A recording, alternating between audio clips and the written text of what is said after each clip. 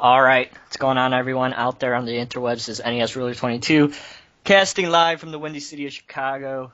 I'm here with my co-hosts. Of course, we got the legendary Moodz 616 and JP, aka Double Shot J. You can follow me on YouTube at youtube.com/NESRuler22. You can follow Moodz at youtube.com/Moodz616, and you can follow JP at youtube.com/DoubleShotJ. So we got a full show planned for you guys this second week here. We're going to hop into right away with what we watched this week. And we're going to go into a deeper discussion on the 2012 Brandon Cronenberg flick, AntiViral. And then we're going to end with news with JP. So let's hop into that right now. We're going to go to Moodz first with his first what we watched. So go ahead, Moodz. Alrighty. First off, so the first movie I'm going to talk about this week is one I've been looking forward to checking out for so long. I've heard nothing but good things. It came out, 2009, and I'm just getting around to getting it, courtesy of my man, Jeremy, who sent me this one not too long ago, and it goes by the title of The Loved Ones. I like that one. Yeah, this is an Australian film. Is this the first time you've seen it? Yes, it is, actually. For some reason, I'm really ashamed, but I put off buying the DVD because I kept finding the rated version, and I was like, I'm going to get the unrated version, and then I waited too long, and the fucking thing went out of print. And then I couldn't find it for a decent price, and then Jeremy sent me the Blu-ray, which is the Region 2 Blu-ray, which is awesome. Looks great. But yeah, a little quick synopsis on this one. It's basically about this kind of, I guess, weird girl. I guess her name is Lola. I think is her name. Yeah. And she's kind of I guess kind of an outcast at school, just different. People make fun of her. Anyways, she decides that she wants to ask, the popular kid at school to the dance to this. I really don't think he was the popular kid though. He was just a kid. Yeah, I think he was just like a kid who had it. I think she was jealous because he was going with another girl that he liked, and she was jealous. I guess so. She asks him, and he says, and that's what I kind of liked about it. She asks him, and he says, no, I'm going with somebody else. He wasn't a dick about it, or it wasn't like a situation where he's like, yeah, right. It was just like, no, I'm going with someone else. But she was devastated when that happened. Yeah, I completely agree, man. I really liked how they wrote that scene. He totally was the nice guy about it. I think that worked so well. And then she took that shit to like the deepest, darkest fucking place ever, and she's crazy. Pissed off, dude. Yeah, she's just like livid. And then, of course, after he denies, says no to her about the homecoming dance or whatever, they show him. He's out doing some rock climbing and shit like that, and all of a sudden he gets basically not drugged, but what do they call that? Chloroform or something. Chloroformed. Yeah, or something. Anyways, he gets knocked out, gets dragged along. And then he wakes up in this house, which is her house, and it was actually her father that did this. So her father was in on this, and then the movie kind of starts where they fucking kind of torture him to death. Not to death, but they torture him. Yeah. Because that's daddy's little girl, and he's trying to protect her, but, theoretically, they're just crazy. But then they pull the twist ball at the end, which, makes, like, don't spoil anything. I'm not going to spoil anything. I'm just saying. You know what? I will honestly admit, when I was watching this movie and that little twist shit happens there, I was like, what the fuck? Awesome. Yeah. I thought it was so great because I did not see that shit coming at all. And I love that feeling when you're watching a film. And this movie, it's not cliched or anything, but it's a very basic kind of storyline. And then to have a twist like that worked so well. Yeah. Yeah. And also a huge detail in the, her capturing him is they have their own little prom at the house. And that's what makes it more disturbing is that she went and created her own prom. And there's a point in the film where the father is standing there reading the ballot, and he's like, and the winner of the prom is Lola. And like, they're so into it. And that's what I found that very disturbing. Actually, one of the most disturbing things I thought, or that I noticed in the film was, when the father gives Lola her prom dress or her homecoming dress, there's or whatever definitely some undertones to that relationship. There's a lot of undertones. There's a lot of undertones in that scene because as she doesn't even hesitate to strip down her clothes and put the dress on, but the camera pans to him and the way he's looking at her, you know, at her butt and stuff. And I was just like, oh, wow, we got some incestuous little undertones here. Yeah. So that was quite intriguing. And also, she is in complete control of the father. And I think it has to do with those undertones. I think it's one of those cases, kind of like that Let the Right One In film, where that dude was like helping the vampire little girl out because he was like obsessed with her. And I think it's kind of like that with the father a bit. Did you feel that at all? Totally. Yeah. Oh yeah. 100%. But it kind of is a torture film in a way. But I thought the acting by Lola was fucking awesome, dude. She's so believable, and she's just, there's something about her that is just like bitchy and evil, but it's weird. Who would have known she was an Abraham Lincoln vampire fucking hunter, whatever the hell it's called? She did a really great job in the film. I will totally back that up. I thought she was very believable. That movie, dude. I thought The Loved Ones was great. I watched it last year during my first 31 Days of Horror, and it was actually one of my favorite films that I seen that year, in my top 5. It's a great Australian movie. It's his first movie too that he directed, so yeah, it's a really good debut. And also there was, you know, they kept cutting back to the comic relief of the kid's friend and his date at the prom, and you're just kind of wondering, you know, is this just comic relief? Is that what it is? But it ends up tying into the story really well. Mm-hmm. Mm-hmm. I really did like the way they told that and the way they developed that whole thing too. It was very well done. Yeah. What would you rate that film?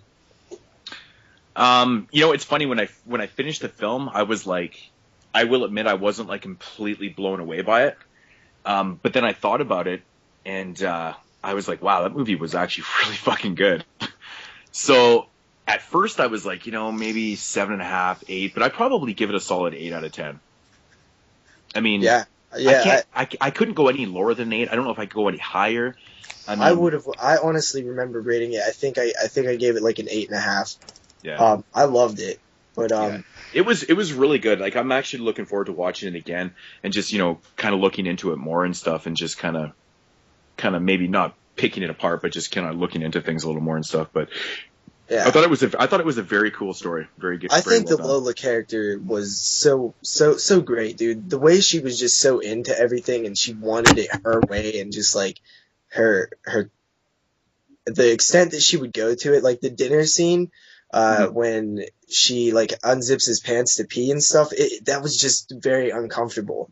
But anyway, But in that part though, it was very uncomfortable to watch, and you could actually see it in his face, like how uncomfortable he was. Yeah. But if you look at her, she played it off so well. Her acting in that scene was brilliant. She did not look embarrassed. She looked like it was totally normal, and she pulled it off so well. Like, her character, she's a very good actress. I will totally back that up. She's very good.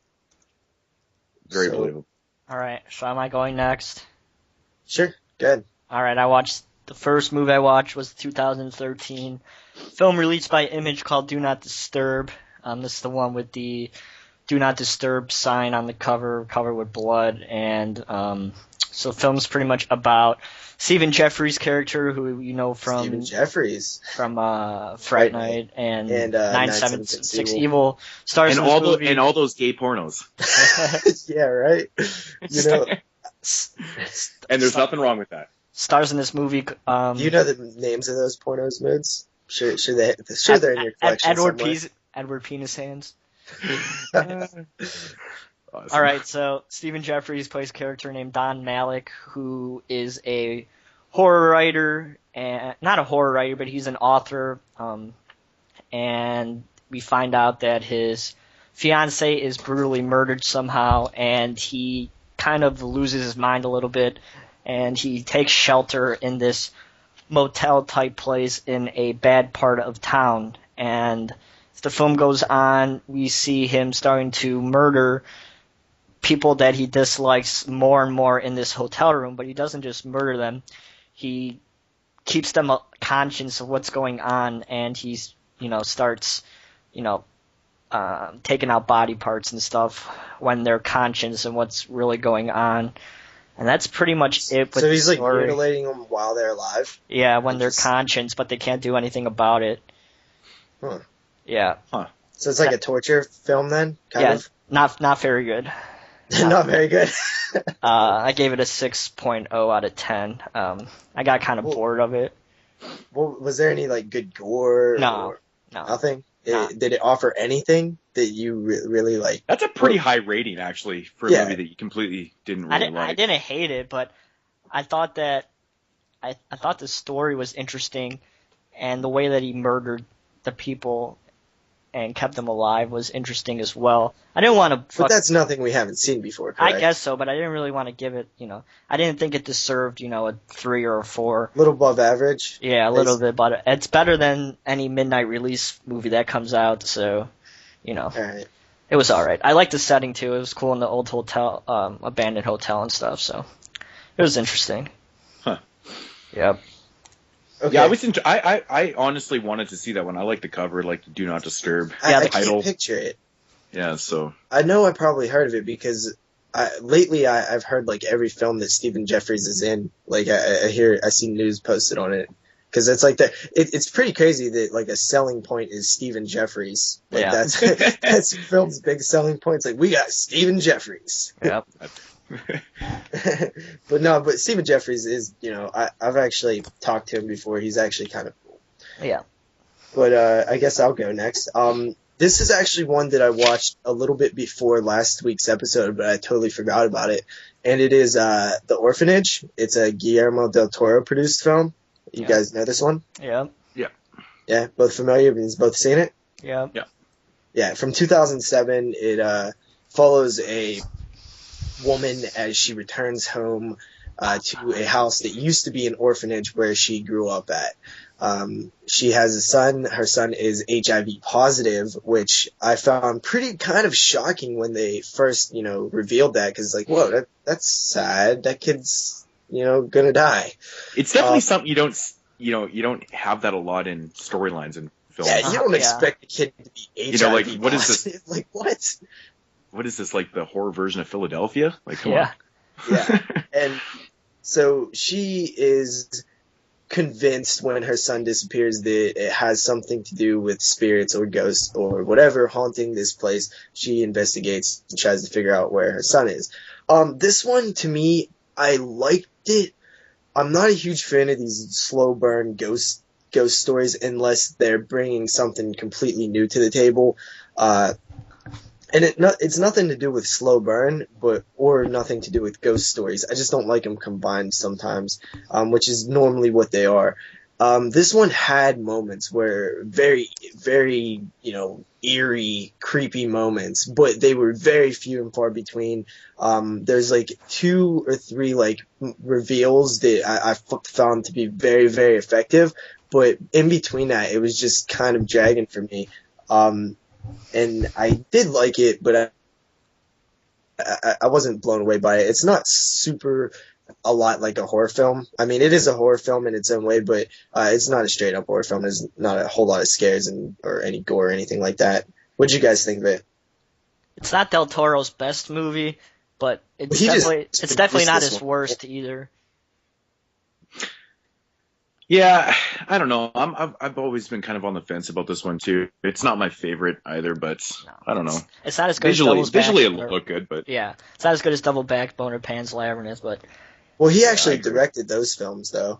Yeah, this one he actually just produced. But it's a Spanish film. I believe I gave it a 7 out of. No, I gave it a 6.5 out of 10. It was decent, but nothing.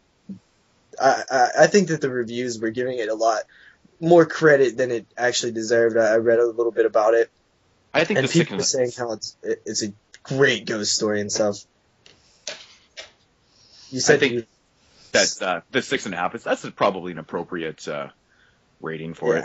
Yeah, it had its moments. It definitely did. There was, like the HIV reveal, and there's another reveal that I found very, very eerie. And the ending was kind of cool, but I don't know. It was alright. Go ahead, Moodz. You could throw out another one. Okay. Yeah, for the next one I watched a film that's been recently released by Code Red, and it goes by the title of The Love Butcher. This movie came out... Yeah, The Love Butcher. It's The Love Butcher. Funny. This came out in 1975, it says on here. It might have been 1976, but it doesn't matter. Anyways, the storyline in this one is about... it takes place in this plush neighborhood or whatnot. And there's a local kind of gardener or whatever, the guy that takes care of everyone's lawns and stuff and does their flowers and stuff. And, he's an older fellow and he's kind of handicapped and he's very weird and awkward. He's got a fucking gimped up hand and he just looks weird and he acts weird and stuff. And of course, some local or some people in the neighborhood start getting killed off. Women start getting killed, and the police are baffled. They have no leads. They have no idea who's doing this. The police are baffled. Oh my! They're baffled. They have no leads. They have no idea. Doesn't that always happen? But the funny thing is that they didn't realize, that the women that are being killed off all had something in common. They had the same. They had the same gardener. So the police never really catch on to this because he's above suspicion for some odd reason because he's so weird and gimped, and everyone thinks that he's pretty much incapable of doing any of these crimes, so they just overlook him completely. But it turns out that he actually is the person. This is not a spoiler alert, by the way. It turns out that he actually is the killer because this guy has multiple personalities, hence the Love Butcher. What he does is that he plays all these different type of characters. He plays a Mexican. He plays another, a record salesman. He goes door to door. And what he does is he goes door to door and How do you play a Mexican? Himself. Dude, it's hilarious. It's actually pretty well done, man. It's pretty well done. Well, he puts on this, this Spanish accent, right? And he kind of plays the part up and stuff. And that's how he enters their house. But does he look Mexican? Well, he kind of does because he puts on this, this little mustache and he puts on this accent and it's pretty funny. But this is how he enters the houses and does what he does. He has sex and then kills them. Hence the Love Butcher. But he plays kind of, but he's this dude with multiple personalities going around doing all this. And when honestly, the guy that played the role in this film, I'm not exactly sure what his name is, Eric Stern, I believe his name is. Brilliant. Awesome. As the old gardener, the crippled old gardener, he plays that up so well, and all the different type of characters that he plays are done so well. It's really well acted. You really have fun to be film. Pretty good at acting to play multiple characters in a film, yeah. right? And it's crazy because once you look at the actual, the old gardener character, and then you strip away the glasses, and he's bald as the gardener and stuff, right? He's got these big, thick Coke bottle glasses. He's bald, and then he wears he puts on these toupees, and he dresses up, and he looks totally 100% different. Right when you first see his first personality, his normal personality, or whatever, it's actually quite striking. You're just like, holy shit! Kind of caught me off guard a little bit, but overall. It's a fun fucking movie, man. I really, really highly enjoy this, and I recommend this. Like I said, you can pick this up at Code Red. I don't recommend the prices for these, but the thing is with Code Red, if you don't get them right away, they're when gone, you're dealing with, they're out of. Yeah. So that's the reason why I pay the $19 for these movies, because I don't want to fucking pay out of print prices for them. And I do recommend this. It actually was sounds a really, interesting. really fun film. It was a fun movie. I had a blast. Is it comedy too, or is it just black comedy? Some stuff comes off funny but not meant to, or is it going for humor? I would probably say that it's more kind of a black comedy deal, horror suspense kind of slasher film. That's more my type. It's not overly campy or anything. It's just entertaining and really, really well acted for a very low budget type of film. Not micro budget or nothing, but it was fun. I fucking recommend it, man. It was really good. What would you throw a rating on that? If I had to rate it, I'd definitely give it a 7.5. The acting alone is worth watching the film, so it was fun. Nice. So am I going next? Yep. I watched the 2009 British film put out by AFC Midnight called Exam. It's not much of a horror movie, but I'm going to put it in the list anyway.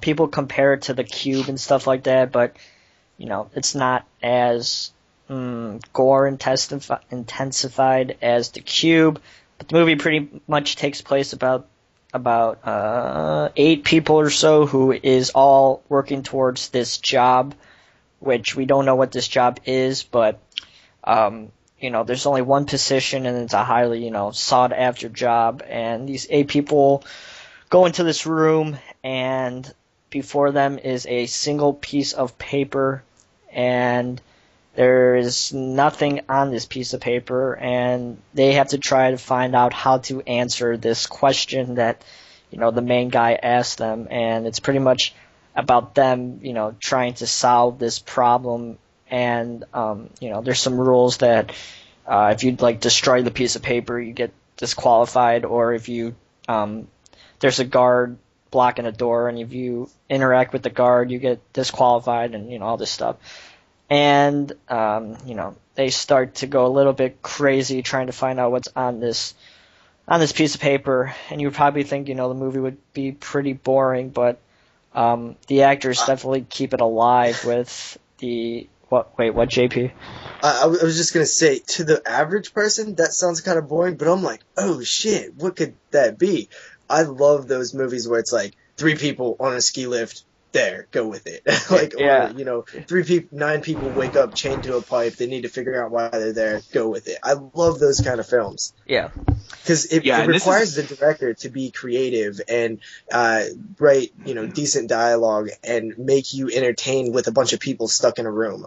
When you can entertain people watching your movie by dialogue and characters, then you're successful. Yeah. And I love that. This is another good example of a film set in one room or one setting that really works. Yeah. Yeah. I thought this movie was a blast. And these type of movies really can only work if they have great dialogue, like you said, JP. You have to have witty I've seen movies before that, are set in one place and the dialogue is so fucking shitty. I'm just like, who wrote this, man? Like a grade 4 kid, it's like, it just doesn't sound natural sometimes. Like you need to have that really witty, interesting dialogue to keep the viewer's interest, because they're not going anywhere. It's all going to take place here. This is what you're getting. So make it interesting. So. Yeah. And the film that I go back to every time when I think of when I'm comparing it to these type of films is Frozen. Yep. You have 3 characters on a ski lift and they make it entertaining by who they are. The characters are really fleshed out. They have stories. They have, little anecdotes like the, Sarlacc pit where they're talking about, how would you want to, what's the worst way to be killed and stuff like that. They keep you, they make you forget that you're sitting there watching 3 people talk on a ski lift. Yeah. Completely agree. That movie was fucking awesome. Yeah, but anyway, I'm really good at giving an 8 out of 10 on that one. Yeah. Yeah, I want to check it out for sure. That's actually been on my list for years, and it's just always been too up in price. I remember I couldn't even find it under 15 for the longest time. I haven't looked at it for a while. Hey, Moodz, what did I pay? Like $1. I want to say $1.50. Ding, ding, ding, ding. $1.50. $1.50. Dude, how can I overguess with $2? Yeah, it's ridiculous. Yeah, dude. So those of you guys who don't know, Jeremy gets insane deals. He's like the master out in the wild finding them DVDs, man. Master hunter. I just got so Hatchet 3, so. I guess it's my turn again, and I watched an Australian film, and it's called Wolf Creek from the year 2005. You guys familiar with this? Yep, saw it in theaters with my grandma. Yeah. Yeah. Okay, so Wolf Creek, I remember this back in 2005 when this shit hit DVD. I remember chilling over a friend's house, and we used to go down to the mom and pop shop that was still existing back in 2005, rent some DVDs, and Wolf Creek was one of them. And we brought it home. I watched it, and I remember really liking it, and then I'd never seen it until now. Unfortunately, I did pick up the rated edition, and I remember the film being way more hardcore when I seen it the first time. So I'm not exactly sure what's different in the unrated and rated, but this one felt a little bit more tame. Anyway, you have a group of backpack hiker people in Australia in the outback looking for this meteor site. They are a few hours away from their vehicle checking out this site. When they return, the vehicle doesn't work, and a guy shows up and offers to help them out. He then takes them back to his area because he needs to use his tools to fix the car, and basically these people wake up tied up, and this guy's fucking torturing them mentally and physically. So that's the basic story. This one, I think, very much succeeds on the performance of the bad guy, which I don't know his name. The facial expressions and the way he'll just cock his head and stare is so uncomfortable. I don't understand why, but he makes these characters and the audience feel really uncomfortable just by the way that he'll say stuff. And you just know something bad's going on before the shit actually starts happening bad. You just feel it. There's tension it's like evil condescending right there. You know? Yeah. His character is, it's just, oh man, I know exactly what you're talking about, but yeah. But he puts on a front where has charisma and is like kind of jolly, but you can sense something under that. And also, I don't normally get mad at villains or anything. I usually kind of like the villains, to be honest, in horror films, but this guy was kind of pissing me off. Like, I kind of felt for these characters who I didn't like at first. It was weird. Yeah. Yeah, that's an interesting thing right there. That doesn't happen very often in films. Surprised they never got a US Blu-ray release. I haven't watched this movie in a while, but I'll be honest, I've never actually seen I guess the not unrated version. So yeah, I don't know what's different. So studios need to just stop with the unrated rated bullshit and just put out the unrated version. That's why the rated versions are like always like $1 somewhere, because nobody wants the fucking things. Well, the thing is, you can put out the unrated version of the film, and if you put the theatrical cut on it as well, yeah, it's not a big fucking deal. Why do they have to? Don't release them separately. Don't release the theatrical. Unless it's something like Rob Zombie's Halloween, in which the case I think I prefer the theatrical cut. Yeah. Are we really gonna talk about this? No, but I mean, it brings up a good point. It's just an example of. I do understand what you're saying though, because in Rob Zombie's uncut, the unrated version, the rape scene is totally. You don't need that. Yeah. It's not there in the theatrical, but I understand what you're saying. I wish there was like a different cut, like a my cut, because there's shit that I like in the unrated and shit that I like in the theatrical.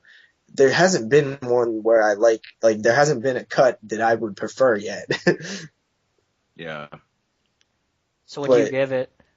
Wolf Creek. Do you guys like agree with some of the stuff I said? Do you guys think this movie's like pretty badass? Do you think do you guys agree with what I said about the character? I haven't seen it since it was in theaters, man. So I haven't seen it in a long time either, but I don't remember disliking the characters before the the villain was introduced and stuff. But maybe I did. I can't quite remember. It wasn't so much that I disliked them. It was just that I didn't like them. I did not like them. I just didn't like them either. They were just whatever. I remember being kind of not bummed out, but maybe a little pissed off at the ending. I'm not going to say the ending, but you know what I'm talking about, just how, I think you know what I'm getting at. But I don't know. I thought it was a decent film. It's one that definitely gets a lot of mixed reviews. I've heard a lot of people say they don't like this film. Mm-hmm. Isn't there? There is a sequel coming out to this, isn't there? Yeah, that's another thing I want to mention. It's already been filmed, or it's filming right now. Okay. So yeah, I would rate Wolf Creek, honestly.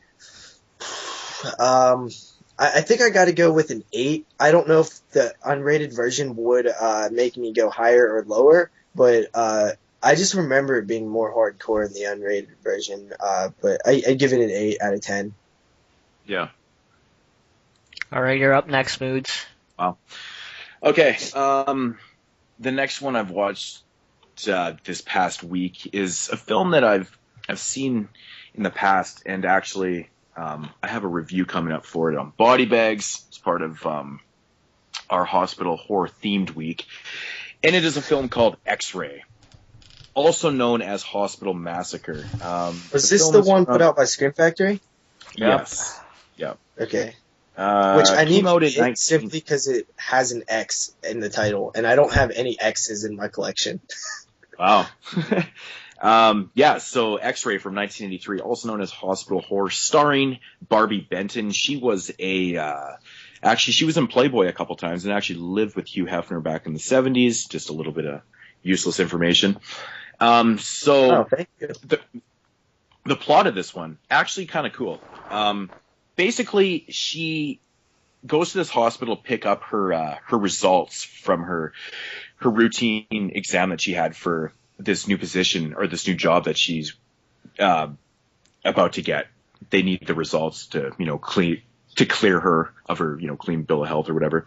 So anyway, she goes into this hospital to pick up her results, and of course there's somebody there that doesn't want her to leave. So what they do is they switch her results, which are obviously good, she's got a clean bill of health, with some results that are not so good. Basically, the results of this other person, whatever, they are fucking terminal. So the doctor that's, looking at these decide that, they're going to keep her around.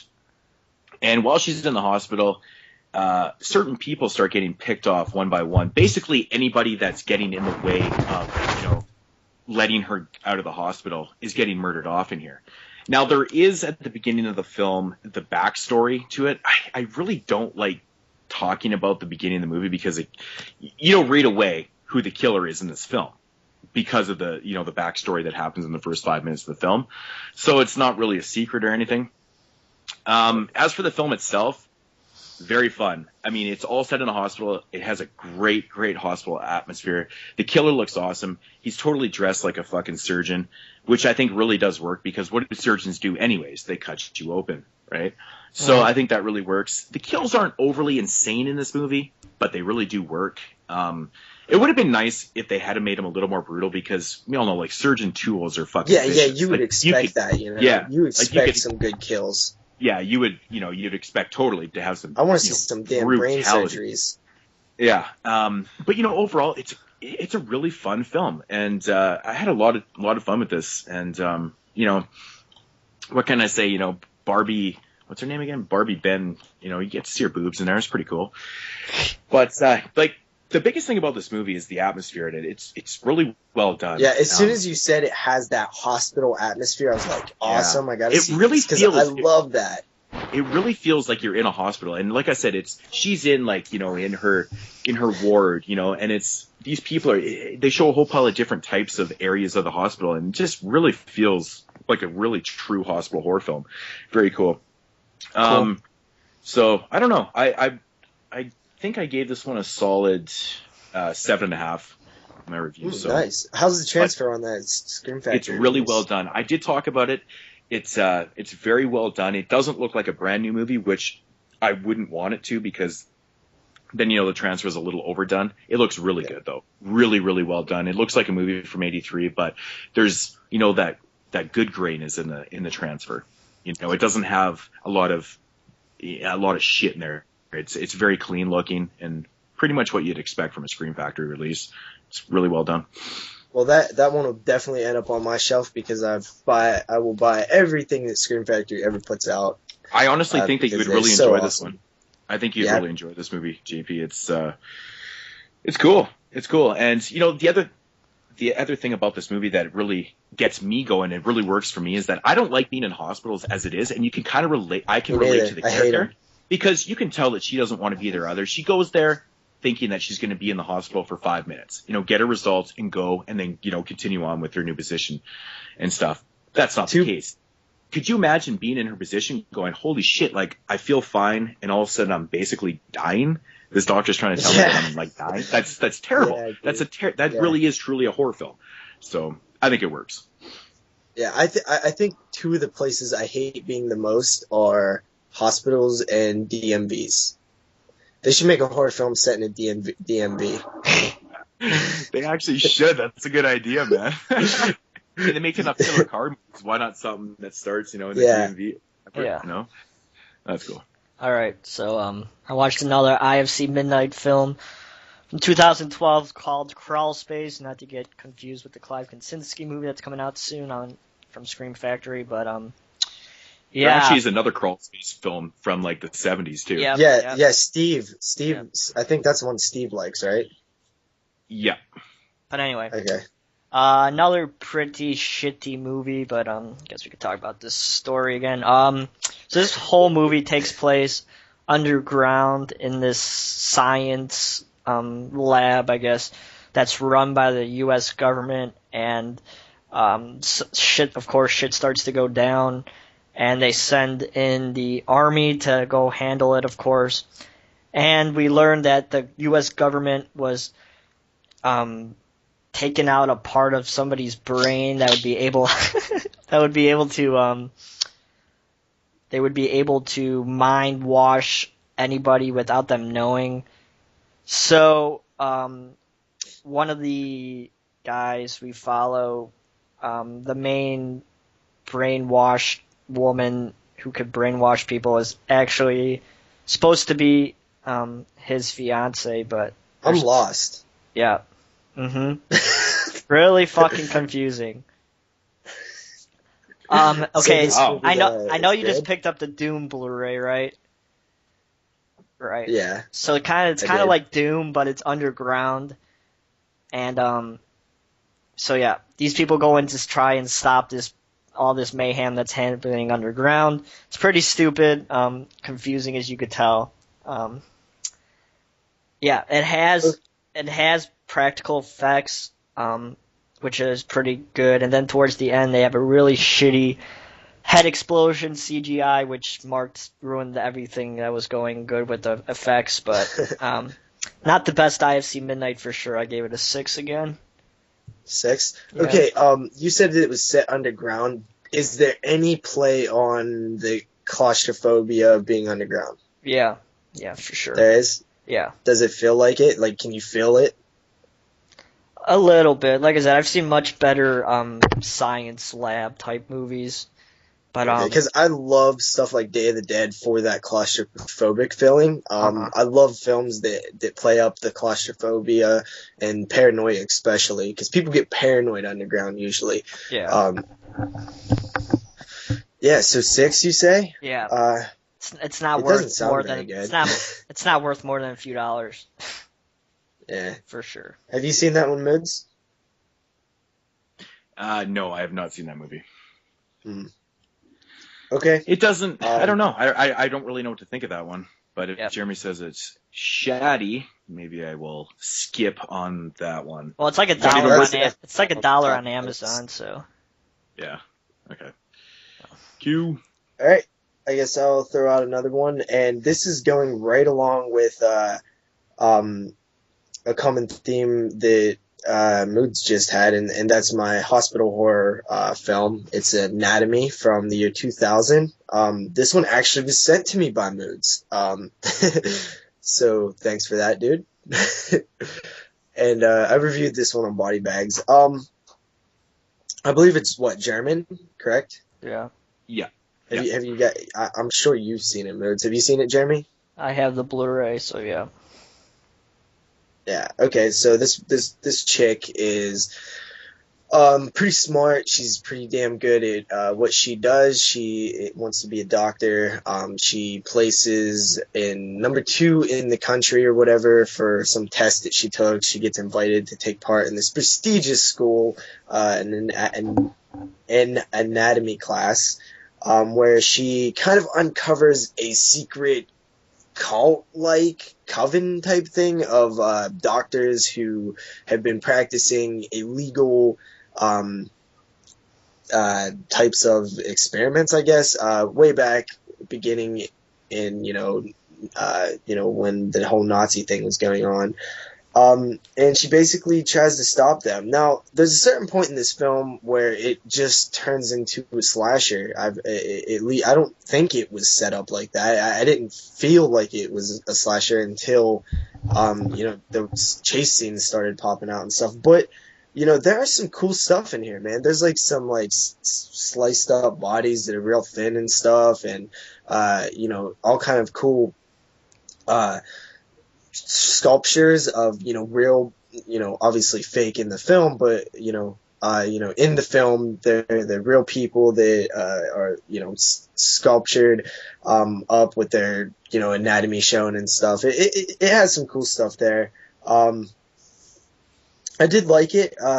It wasn't amazing or anything, but for what it was pretty cool. I give it a 6.5 out of 10. You guys' thoughts?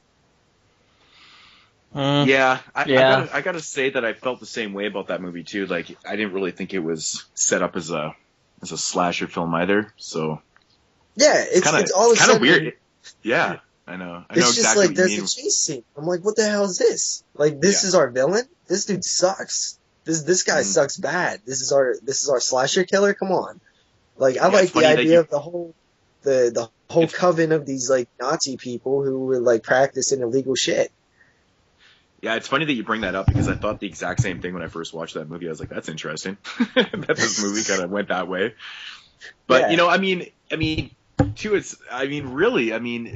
it kind of just became its own type of film in a way. Like, it's just, I don't know really what to say about it. Actually, its own type of film kind of reminds me of a huge positive that I should mention, and that's that it's original. It's kind of a very, like, it's big, like they have a school. It's kind of an original idea. Like, I've never seen a horror film like this. Until it turns into a slasher, then it's unoriginal. Yeah, I know, it's so weird. like the idea of like a horror film around this anatomy class was kind of cool. Mm-hmm. Yeah, Cool. Yeah, that one definitely went to a place where I wasn't expecting either. But overall, I still kind of enjoyed it, and I think your rating is actually very appropriate for it. It's pretty much what I would give it. Yeah. So. What do you remember this one, Jeremy? I haven't seen it in a long time, but I would give it a 6.5 too. It's nothing mind blowing. Now this actually has a sequel, from what I understand. Have you guys seen that one? It's on the Blu-ray set. I haven't seen it though. Is that from the same company who did like Happy Birthday to Me? Yeah. And It's Echo Mill Creek. Oh, that's who did it. Yeah. All right, I might actually grab that. It's like $5 at Walmart. Yeah. I haven't seen the sequel, but yeah, Anatomy from the year 2000. Yep. It's worth a watch. Right on. So I guess I'm up next here. So I'm going to talk about the newly released Code Red Blu-ray of Just Before Dawn, of course, from 1981. I have not recently, I don't know when I did this. I think it was early on in the year in my 81 series this one came up. I can't quite remember. But this edition of Just Before Dawn has, the uncut version and the extended cut. The extended cut of the film is 11 minutes longer. I watched the extended cut the other night. And wait, it has the uncut and the extended cut? Is that what you said? Well, apparently the what does Shriek that even show. mean? Well, apparently the movie wasn't even released as an uncut version. Shriek Show's edition, I found out after, apparently is cut by like 30 seconds or something like that, or 45 seconds or something like that. So the uncut version apparently has that extra footage in here. I think it's like a couple, I don't even really know exactly what it is, to be honest. I'm not going to lie. So anyways, it says it's the uncut version, and the extended cut has definitely extended scenes in it. I don't really think it brings a whole lot more to the film or anything, but it's still pretty cool to see. The transfer on the Just Before Dawn Blu-ray is fucking very well done. If these are still available, I would recommend for anybody that is a big fan of these. It's out of stock again? Yeah. That's funny because I was actually just on the website the other day, or after you said it was out of stock, and it was back in stock. So I don't know what's up with that. Sold but out. Anyways, yeah. Code Red website, you got to check every day. It literally changes every single day. But for the people out there who've never seen this movie, it's basically about 5 friends. They go out to the woods. The main character, which is played by George Kennedy, he's heading up to he inherited some type of land or whatnot, so they're going up into the bush and they're doing some camping and stuff. And of course they start getting picked off by the killer. If you've never seen this movie, I don't want to give anything away. So, yeah, this is one of those movies that right away you just don't want to say anything about the plot because you give it away and shit like that. But it's a very typical storyline. But this movie, the thing that separates this film is that it's shot so beautifully. The cinematography in this movie is awesome. I think it's very well acted. The kills are pretty decent for what it is. It's a very, very fun film. It's always been one of my more favorite ones because I don't really know why. There's so many elements to this film that just kind of work for me. But I don't know. As for the extended cut of the film, like I said, it's just basically the extended scenes. I didn't really notice a whole lot of difference, but I don't know. Just Before Dawn you guys have seen this film before, right? Nope, I haven't actually. JP? JP. Lost him, apparently. Must be taking a piss or something. Okay. But yeah, anyways, Just Before Dawn. I do recommend the Blu-ray. I don't recommend the price.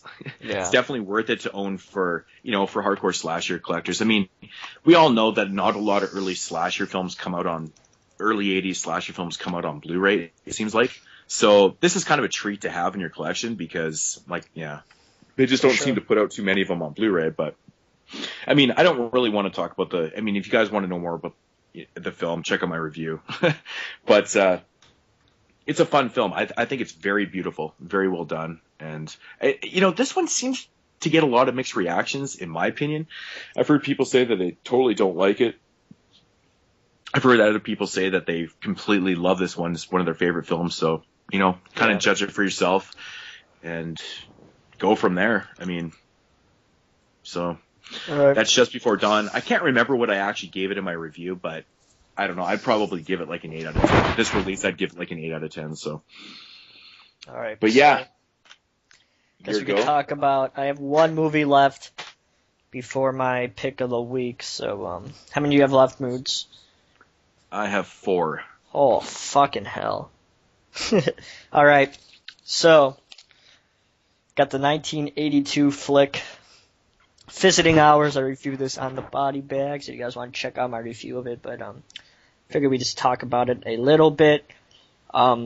So, film is pretty much about a newscast woman who is reporting this story about a so-called murder that is happening at the time, and it's a big, huge conflict in the news station, and when she goes home, somebody breaks into her house and tries to kill her, but they don't succeed, and she ends up in this awesome hospital, which is, totally 80s and, cheesy as all hell.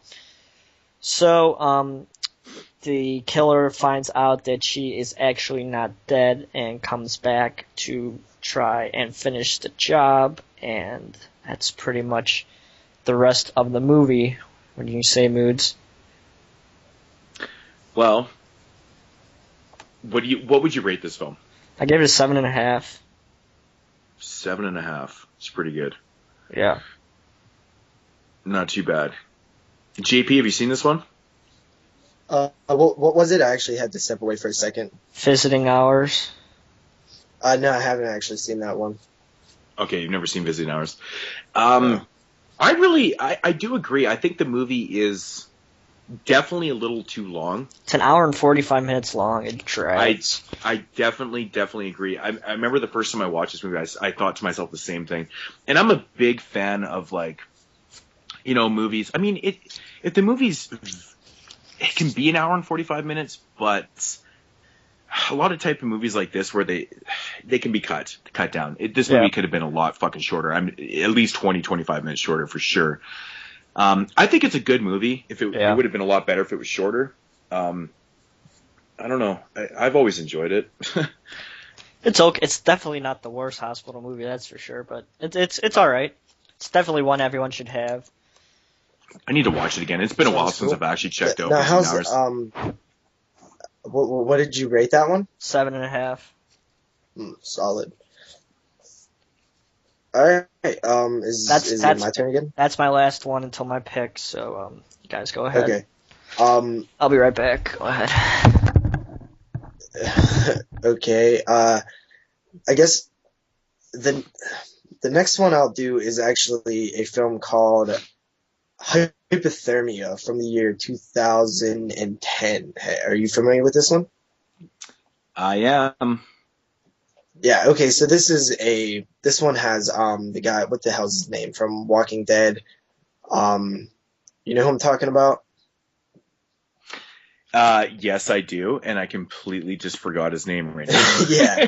Oh man. The guy from Henry Portrait of a Yeah, Serial yeah, Killer. that guy. Oh, I can't believe I don't know his name. He's Sometimes my popular. brain does not work. Yeah. Yeah, he's popular too. He's one that a lot of people should know, including me. Michael Rooker. Michael Rooker, that's him. Yeah.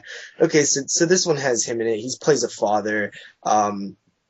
They're out on I don't know exactly where the film's set, but it's somewhere where they can ice fish. They're on a lake, a frozen lake, where they meet another family, which is just consists of a father and a son, and they're basically fishing. This father and son are kind of have I don't even know what it's like, a camper type thing. They stick on the lake.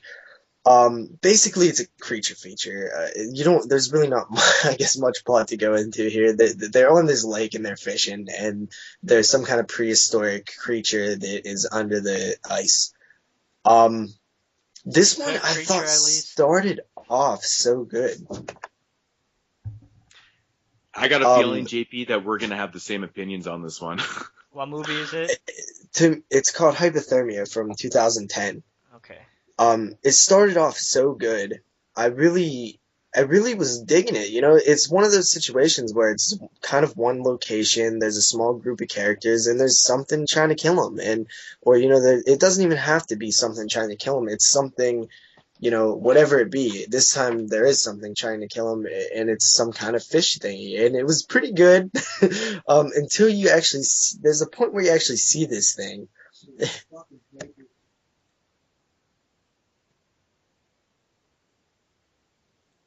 Hello? What happened there? I don't know. JP, are you still there? JP. Yeah. Sorry about that. You guys are What supposed to carry the conversation when I cut out. Jeez. Well, I don't know. Oh, okay. I've seen this cover before. I just never. Okay, so anyway, you see this thing, and it's literally a guy in a suit. It's funny. But totally, man. Totally. It's not played for jokes at all. When I fucking first saw that, and that's exactly what my problem was. It wasn't supposed to be a joke. It's literally like a dude in a rubber suit running around. I'm like, what is this? It's 72 minutes, right? I'm like, what? Yeah. I'm like, what the fuck? What is this, 1950 fucking one right now? It was ridiculous, but it didn't seem like it. I totally agree. Like, the beginning of the film started out so great, and then you see the whatever you want to call it. That shit just fucking blew me away, man. But yeah, thank the Lord it was only 70. Yeah, but the problem doesn't even end with that, though. I mean, honestly, if the film would have been good after that and before that, and the whole way through, and that was just your problem, it looked like a guy in a suit, I can accept it and I could get past that. But it really like, they over vilified or villainified. They made I don't know what the word is, but they made the father of the other group, the father and son, they made him way too much of a dick. Like, it was ridiculous. Like, this dude's like son is like half dead, and he's like, no, he doesn't need to go to the hospital. He's tough, and he, his arm's just cut off practically. He doesn't need to go. I just thought that was ridiculous. It was just like, it had potential though. I really thought it had potential, and it just like. And another thing, when we speak about the director and the writer has to be creative when you're dealing with these scenes where it's kind of just dialogue and it's kind of just people sitting around waiting, this is a perfect example of how not to do it, because they don't keep you they don't have any interesting things that they're talking about or anything. It's just going through the motions of them saying what's happening. Yeah, for sure. Mm-hmm. So yeah, I gave this film. Go ahead.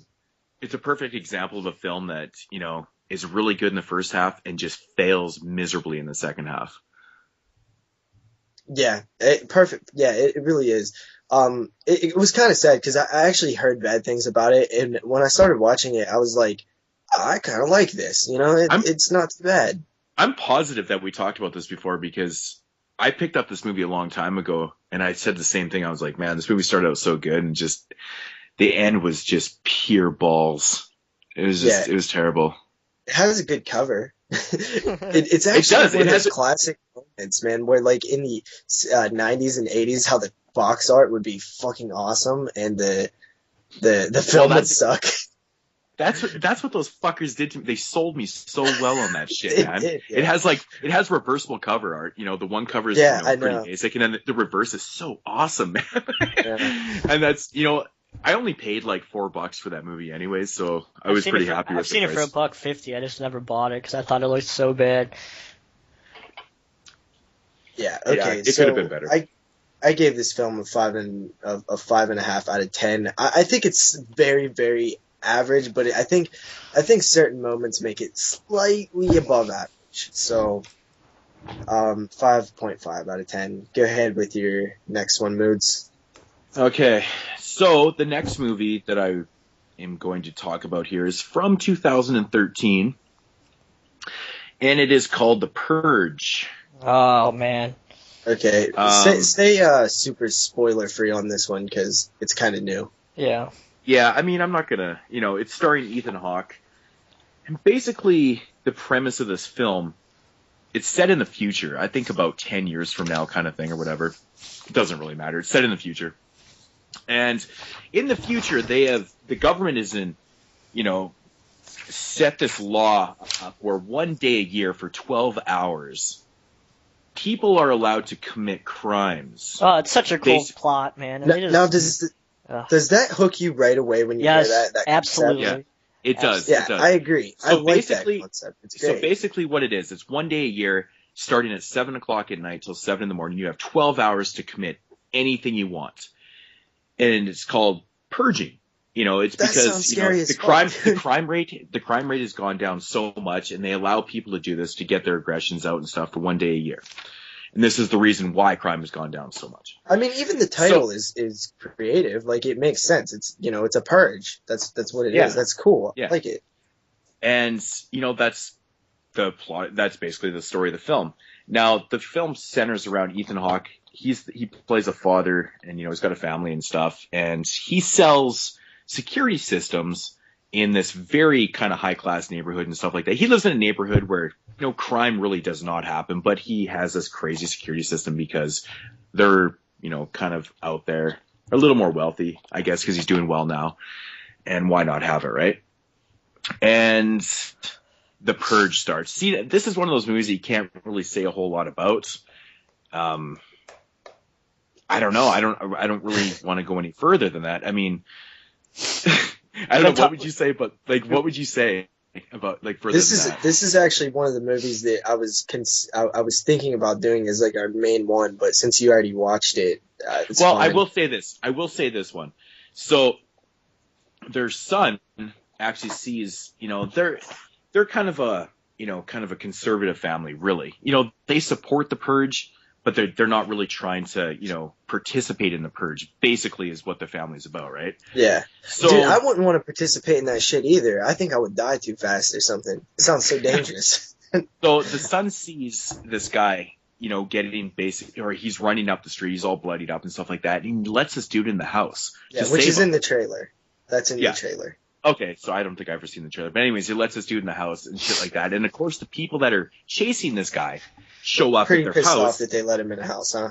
Yeah, and now they're like, okay, you better fucking let this guy out right now, or else we're gonna fucking break into your house and we're gonna kill you and your whole family. And then the shit Such a goes fucking- letdown. Such a It- letdown. It goes fucking pretty crazy. It goes pretty haywire from there.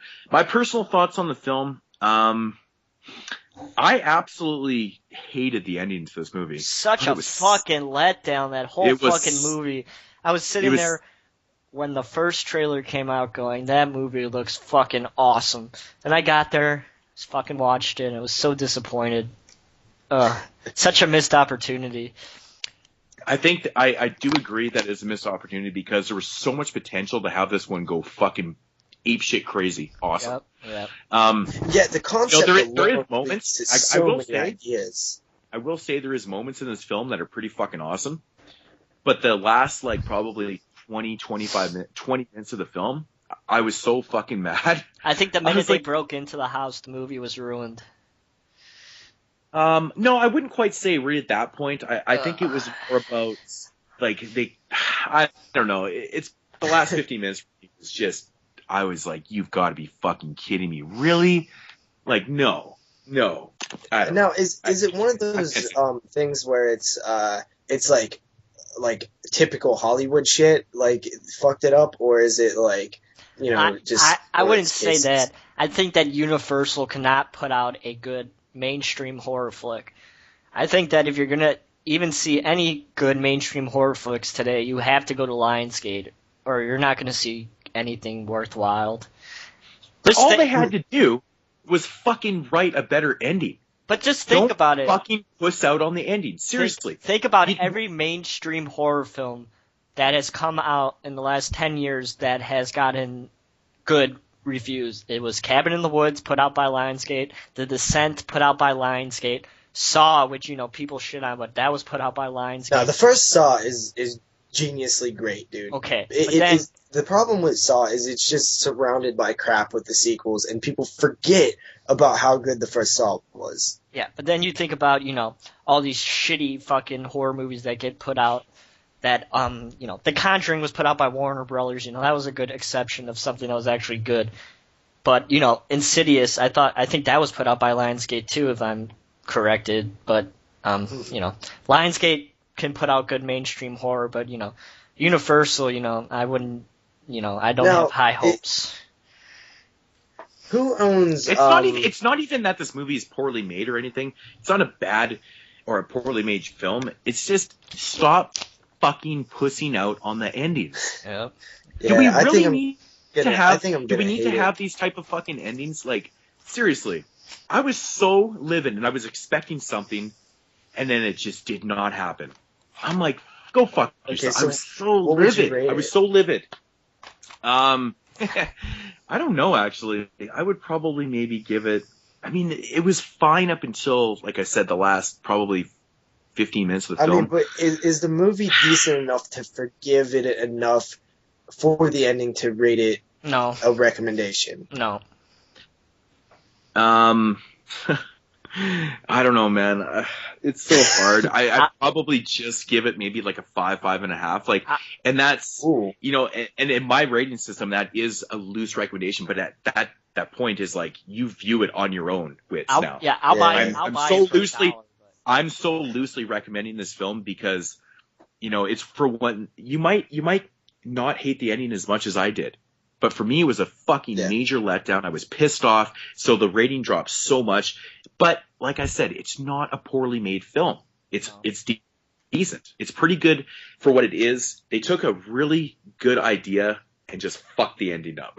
So that's all I'm going to say about The Purge. Yeah. Okay. Is there not a sequel coming out to this too? Yeah, I think Purge 2 has been announced. Yeah. Well, hopefully made so much money. It's sad. It's sad to hear that because you would think with that concept, the possibilities are fucking endless, man. People just go nuts and just like imagine if that really happened. No, there really is endless possibilities. Hours. I mean, you can take this shit to the streets. I mean, this one is it's all set in a house. You take this shit to the streets, man. All of a sudden you got, you got so many ideas for sequels on this. Yeah. Okay. So moving on, the film that I'm gonna talk about next is actually my last one before my pick of the week. Yeah, I have only one left too. So. Okay, it is called Battle Royale from the year 2000. This Good pick. How is that not the pick of the week? How is that not? Okay, I kind of have a beef with this film, dude. Oh man, you're insane. Okay, so Battle Royale, it's kind of known for the fact that it slaughters some kids, which is cool because too many films are afraid to touch the kids, man. I don't get it. I never understood it. I don't think it's that bad when a kid dies. And I hate films that that yeah. Dude, that just like totally fucking made me laugh. I don't feel bad with kids. You know what I'm saying? I didn't feel bad when, fucking the kid from Pet Cemetery died, I didn't feel bad. I did. No, that's different. That's different. Man. That was tragic. And you're on your third one, Moodz. Yes, you guys hear that? No, but so yeah, they got balls enough to kill some kids, mad kids. And if I ever make a film, I'm at least kill a couple of kids because, I just think that people need to kill kids every once in a while in horror films to let you know that it's possible for this kid to die. But when you see too many horror films and they never kill the kids, you never expect them to kill the kids. At least make it like there's a threat, like you actually feel like these kids could die. And this one, it right away it's killing kids, which is pretty cool.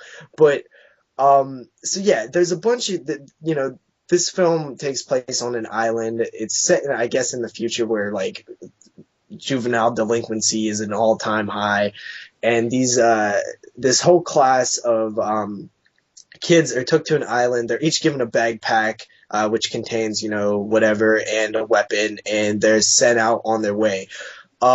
Basically, it's a battle royale. It's like Hunger Games ripped off. Yeah, the last one alive gets to go.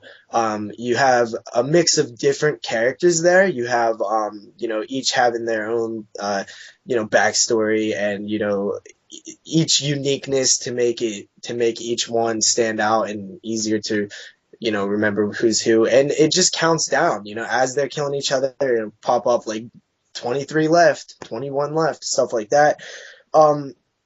And the weapons range from machine guns to pistols and axes and pots. Like some people get fucked and they get a terrible weapon right away. A killer idea. Before the Hunger Games did it. Great idea. My beef with this film is that it doesn't have it doesn't have Get it out. Realistic. We've been talking for an hour and a half, so okay, but an hour and 20 minutes. It doesn't have a realistic representation of the will to survive and human nature. I think that if it went straight up and tried to play on the savagery and brutality of people and the nature of people when their back's against the wall, I think that this film would have been way better. I think that I don't know if it's a cultural thing, but it seemed like there was so many love stories that I was just like, come on, man. Like when I was in high school, I would 2 seconds and I'll kill anybody if my life is like on the line in this situation. And I just feel like they're teaming up. It's the same problem I had with the Hunger Games. They're teaming up and they're not really like, dude, your life is on the line. What are you doing? You know what I mean? At the same time, they fucking kill a lot of kids and it's fun, so it's awesome. But yeah, really, the fuck is this, Big Brother? You can't be teaming up and making fucking alliances and shit. This is everybody for them fucking selves, man. It's your life or theirs. And it's like, not just the one situation where these kids are teaming up. No, it's like these kids are teaming up, and then there's 6 girls over here teaming up, and then there's one character that I really liked. Yeah, but then they turn on each other, so they don't really team up. Really, I mean, but it's the rules make them turn on themselves, though. They kind of turn on each other at one point, the 6 girls, but yeah, because there's one in there who's actually smart and is like, yeah, I'm gonna kill somebody, but it's just that thing that the whole time I just wanted it to be more like how I wanted it to be. I wanted it to be that realistic look at like 42 kids on an island, survival of the fittest, baby, let's go. And it wasn't like that. And but with that said, it still was pretty damn cool. I liked it a lot, but I just kind of wish it was the other way. And the chick that I did like a lot, though, she had like that kind of scythe thingy, and she was kind of by herself, and she was how I wanted everybody else to be, where she just didn't give a fuck, and she was just killing everybody. Brutally, too. Stabs the dude fucked up. But, yeah, so it's cool as hell. I'd give it a 7 out of 10. Okay, good. All right. Yeah, I don't like. I actually did enjoy it. I just have that complaint that I think it would have been a much stronger film if they played on the psyche of somebody, in that situation and did it really straightforward. I mean, there's some black comedy in here too, but it didn't bother me. It definitely didn't bother me. I'd probably give the movie like an 8 out of 10. Yep, I give it an 8 too. I really fucking enjoyed that movie, man. I thought it was just fun, you know. Yeah, But you gotta remember, these are kids, man. You know, they're not as sophisticated as, you know, us, especially me. Like 15. 15. Got any beer, man? I'll keep you alive if you give me a beer. But I'm just saying, though, like when you're younger, you're gonna make different decisions, right? Yeah, but you're not gonna be teaming up buddy and shit. Dude, when your life is on the line and you know for a fact. No, but that's exactly what I'm saying. I think when you're 15, your instinct is to be buddy. You know, more than when you're older. I don't give a fuck. I don't give a fuck about anybody right now. Like, I mean, I'm not, you know, at my age right now, if I was put in that situation, I wouldn't give a shit. If I was 14, 15-year-old, I'd be looking for someone to hang out with and try to fucking get through this, man. I would, you know, because I would feel a little weaker. I chance to be my friend. In that situation, nah, man. Dude, you're dead. And if you make the wrong decision, you are dead. With one split decision, if you're just like, if you say hi before, like, shooting a motherfucker in the head, you're dead, dude. You're gone. There's no coming back. You're dead. And I just don't feel like that was ever there. I didn't feel like they played up the fact that they are dead in 2 seconds if they make the wrong decision. Yeah. But it was still awesome. I love it. It's a great movie. It's fun. I just wish it would have. I think this concept has not been done properly yet, and I'm looking forward to somebody actually doing it right. Interesting. I don't know. I just, like I said, I think the kids at that age are just, I think that's the way they would do it. You know, I mean, you put adults in that situation, I think it'd be totally different. I would say, I don't see that, but you're not dealing with like kids, dude. When you're 15 years old, you're like, at least I was pretty capable of handling myself when I was 15. I was pretty badass for a 15-year-old, you know, like I feel like right now how old I am, I think I was kind of similar at 15. I don't feel that much different. You know, again, I'm closer to 15 than you are. Oh, fuck off. But, you know, I guess it depends on your personality, though, too, right? Like, and just the way you deal with things in general. I mean, it's so hard to say. You know, me personally, I guess I'm just saying, when I was 14, 15 years old, I mean, I was a little scrawny fucking kid, and I was probably looking for, you know, someone to fucking, you know, basically team up with. You know, as of now, I feel a lot more confident in my life. I mean, I can handle myself. People don't fuck with me now. They used to fuck with me because I was a small little shitty kid. Okay. You know, no one says shit to me now. You was a small little shitty kid. Is that what you just said? Oh, I was. I was a tiny little kid. Oh, God. Shut up.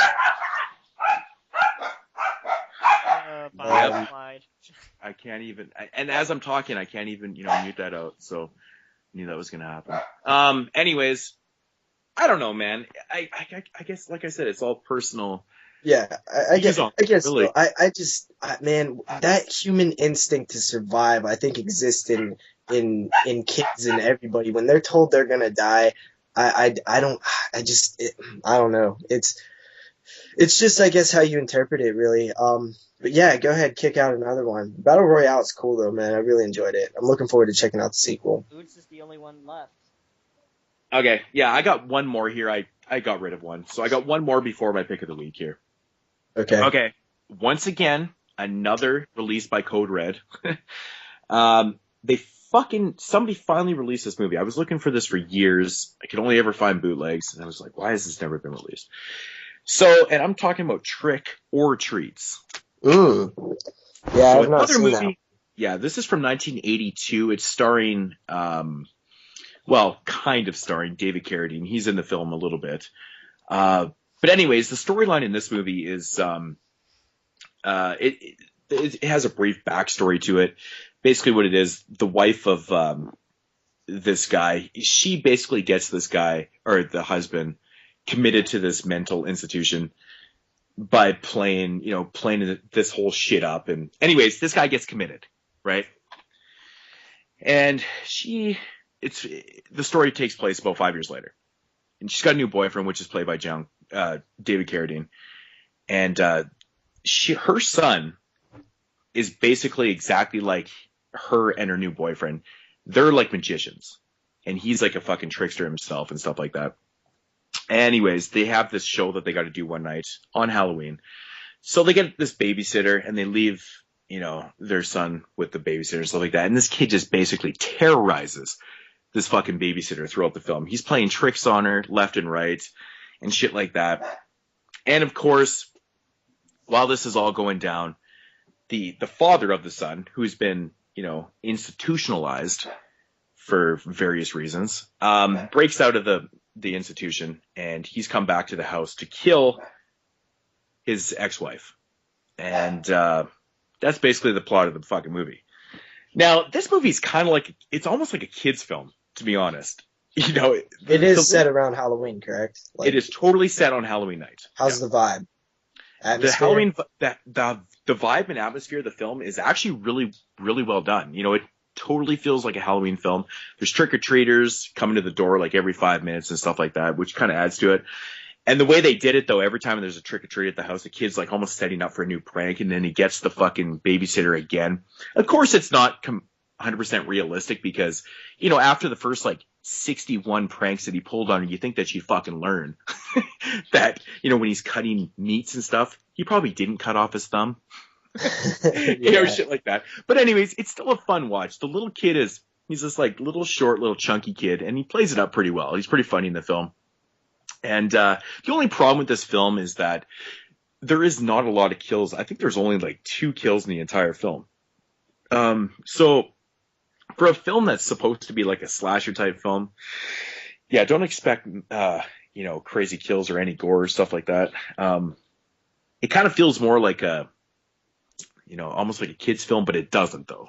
It definitely doesn't have that tone for a kid's film, but it's fun though. I honestly really kind of enjoyed it though. I had fun with it. Well, when you say it kind of felt like a kid's film, to me, I think Trick or Treat feels like a kid's film, and it's definitely not a kid's film, but it has that. I don't know. It has that vibe to me. I don't know. Well, that movie is way more on the R level than this one.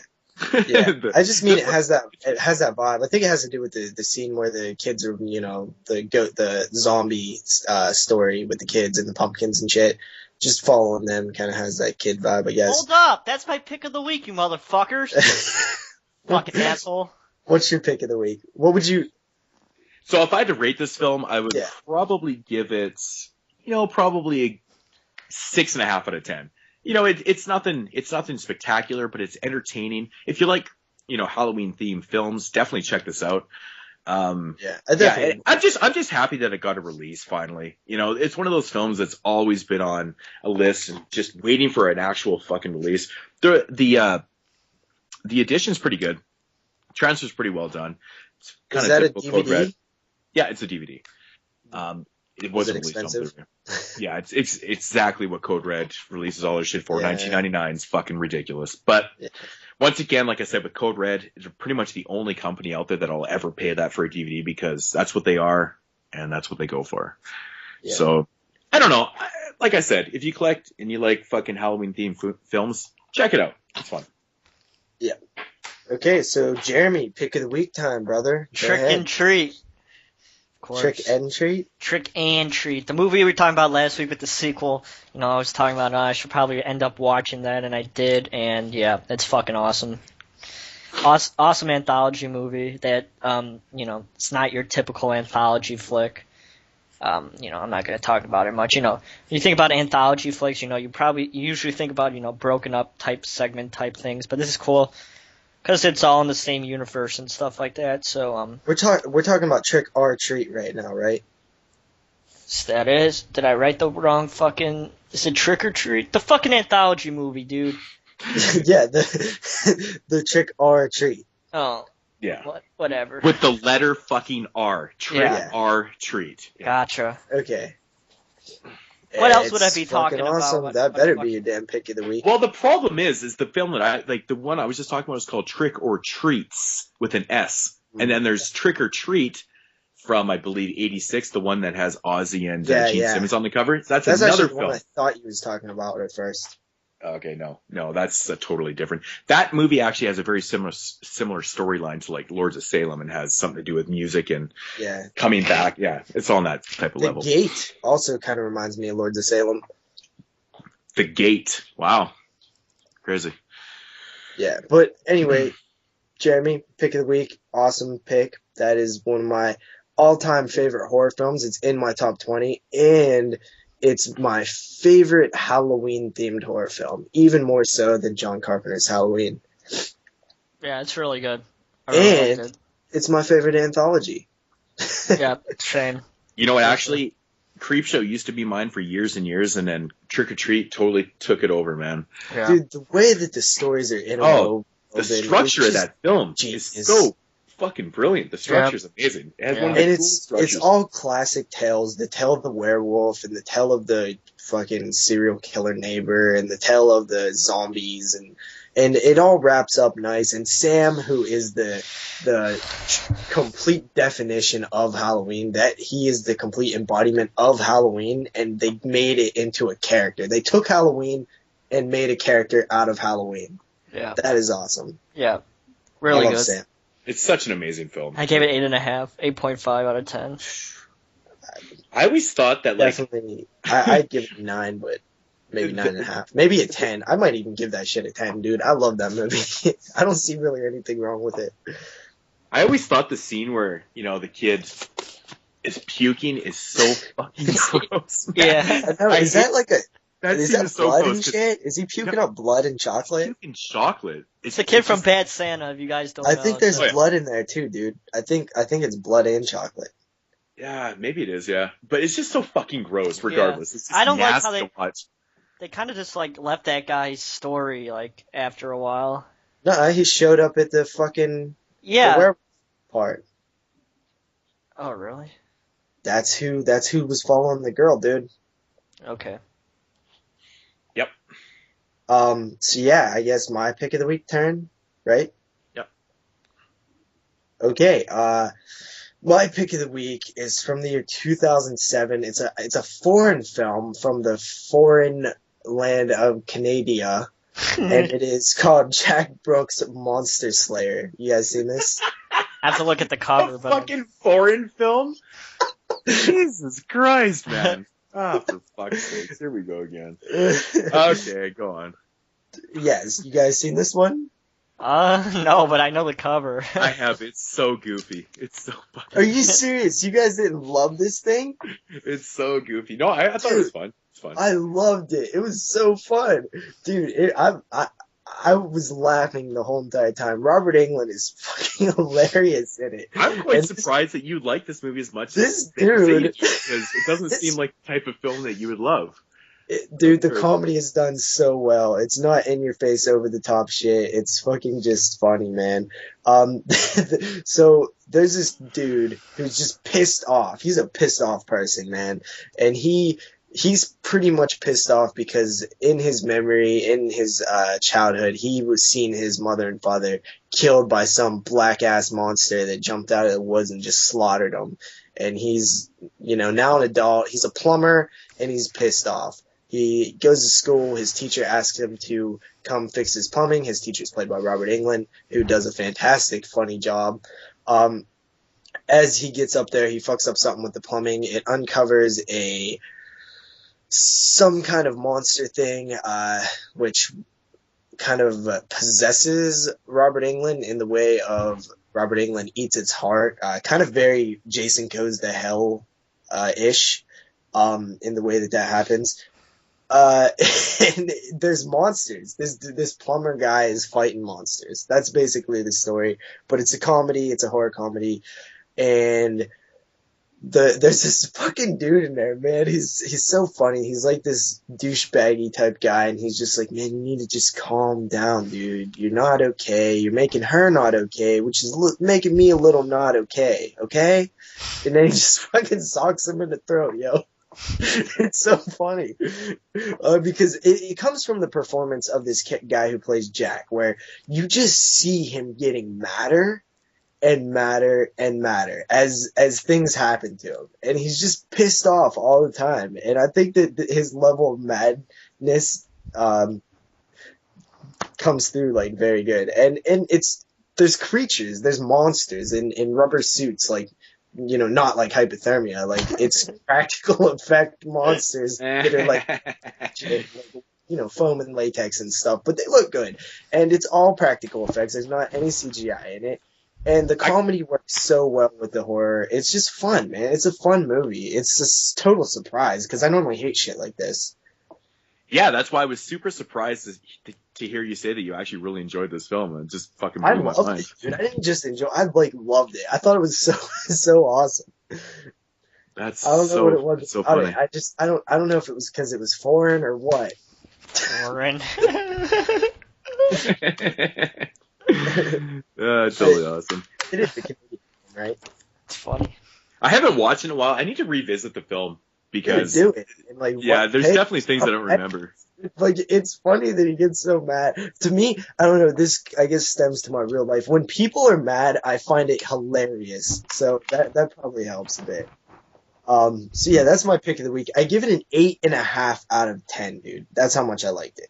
Wow. Crazy. It's interesting. Actually, no, I had 8.5. I was looking at the wrong one. I gave it an 8. My bad. Yeah, 8. Okay, Moodz, your turn. All right, so my pick of the week is going to go to a film that came out, I believe, in 2000 and... Oh, sorry for not having any notes ready to go here. 2011. And I just recently got this limited edition Orphan Killer. Steelbook in, and yes, it is going to be the Orphan Killer. Yeah, I had heard so many. This movie is better than fucking The Loved Ones. Yeah, I don't know. I had a lot of fucking fun with this movie, man. It's crazy, dude. I'd heard so many mixed reviews on this movie. I'd heard people say that they fucking hated it, and it was their favorite movie of that year or whatnot. And I had to check it out because I kept hearing it was like so extreme that the gore effects are insane. And so finally checked it out because the DVD for some reason was just gone, non-existent. I'm glad I didn't pick up the Blu-ray because they put out this awesome ass steelbook. But anyways, getting into the story of this one, it's pretty mild. The story is, the way this movie's, kind of structured is very weird. It's probably not the best told story.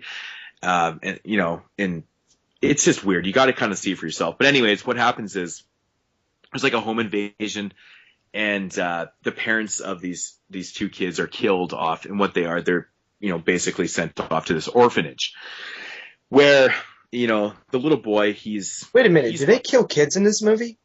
No. Fucker. It's called The Orphan Killer. Are you serious? You ain't even gonna kill any kids?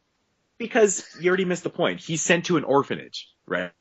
Anyways, yeah, I get as it. a kid, he's like, he starts going fucking nuts. He starts doing crazy ass shit in this orphanage and whatnot.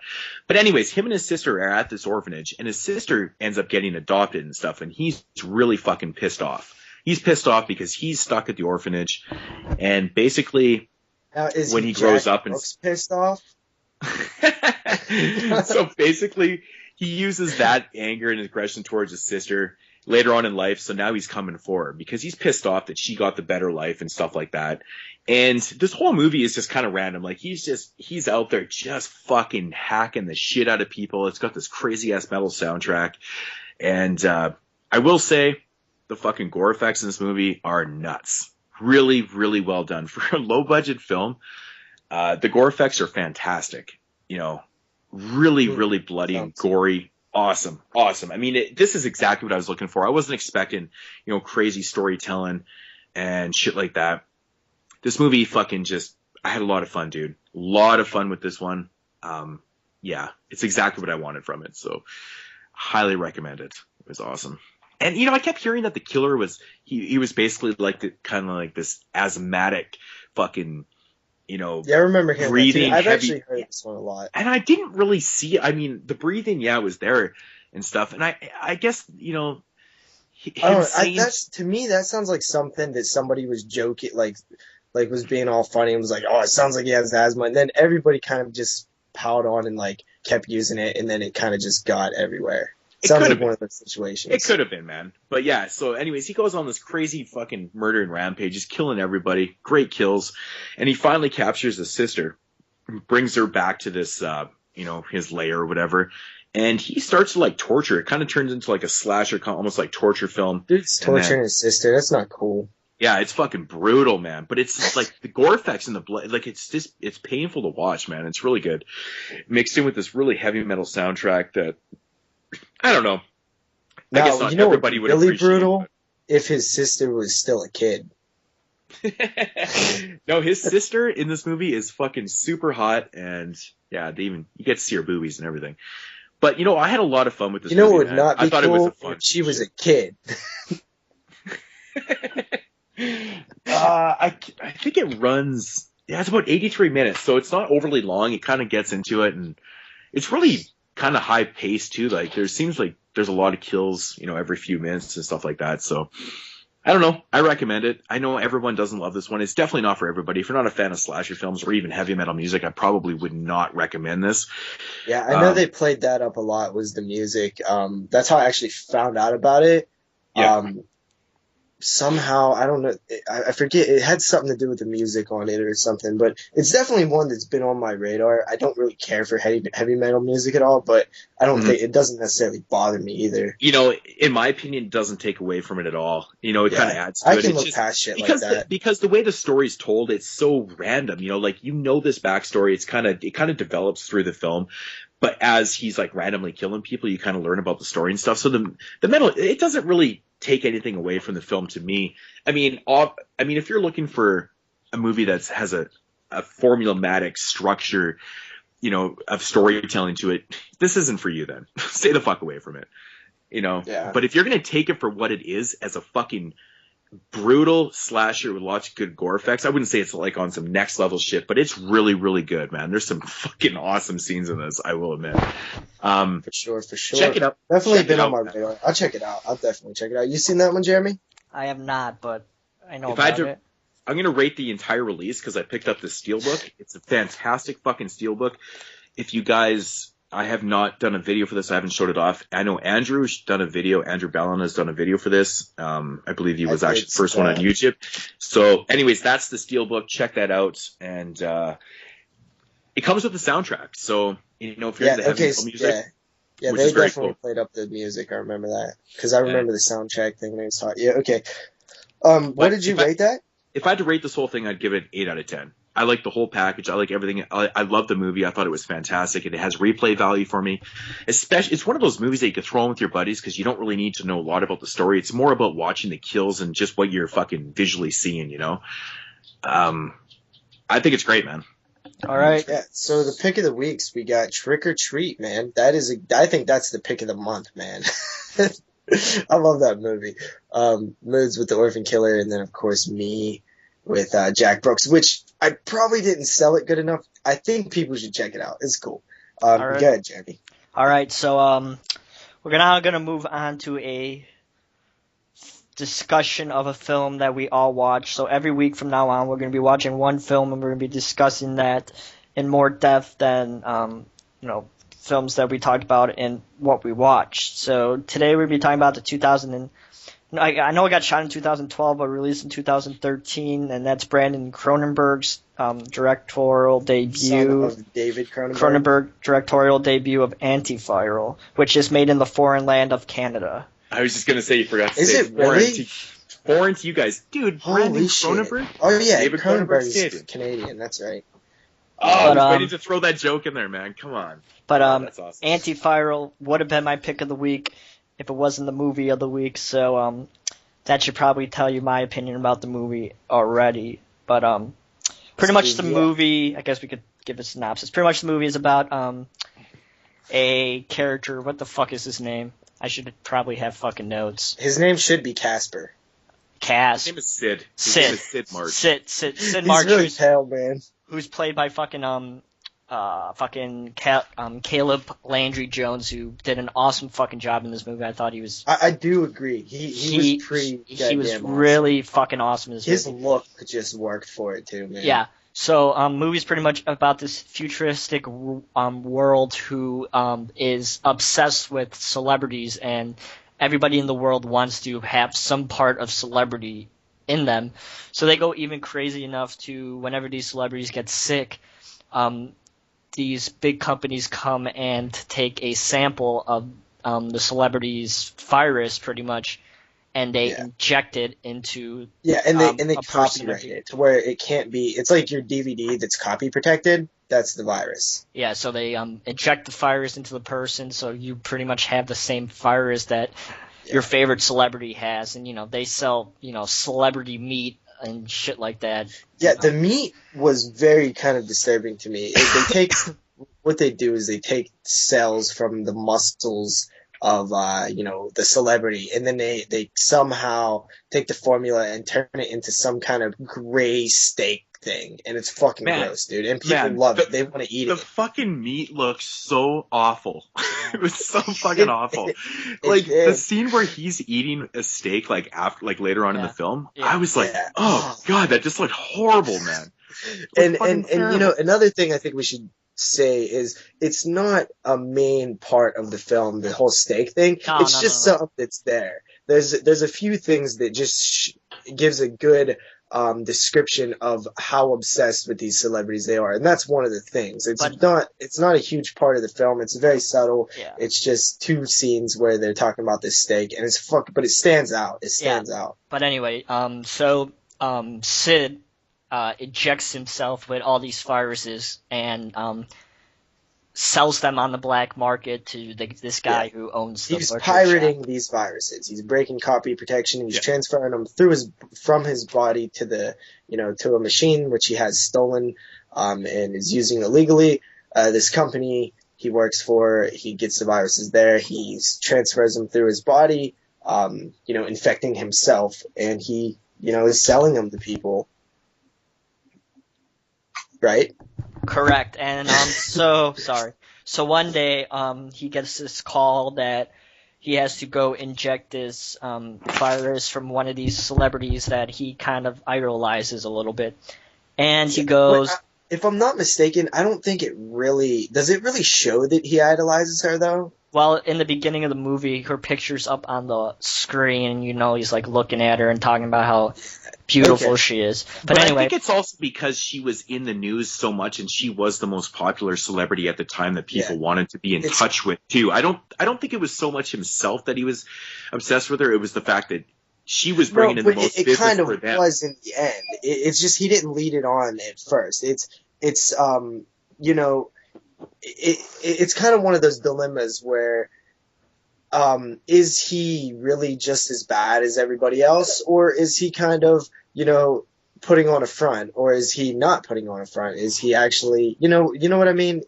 I kind of took it that he was really kind of money hungry, like he was willing to took it the other totally way. risk his life every single time, like injecting himself with these viruses and selling them off because he just he was about the fucking money, man. Well, that's one of my complaints about this movie though, is I never got they never really got across on what he how rich was he getting off of this? Like they never really because the movie's showed not that why long. was that. I don't think it's actually the point of it. I think that's just how I took it, though. Yeah. Like, he was about the money. Like, I mean, you can tell that he was interested in what he was doing, or else he wouldn't be doing it. But I think it was, about getting that money and stuff. But I don't think it was a major issue in the film. Like, it didn't need to be there. So anyway, you learn. Oh, go ahead, JP. The thing is, the stuff that he's doing in order to get the money, it's super dangerous and it's super illegal. And I think in order to make it seem reasonable for this guy to be doing this, you have to show us what he's getting out of it. And I think they fail to do that. They don't really, to me, it didn't seem worth it. And if you're just saying it's because he wants money, that's not good enough for me. You have to show me why he wants the money, or show me, how much money he's getting, or give me a reason why it all makes it worthwhile. Now when I think about it, you do make a very valid point. I mean, they really don't make, I never thought of it like that. I just kind of took it for what it was, and I never looked at it, one step up like that.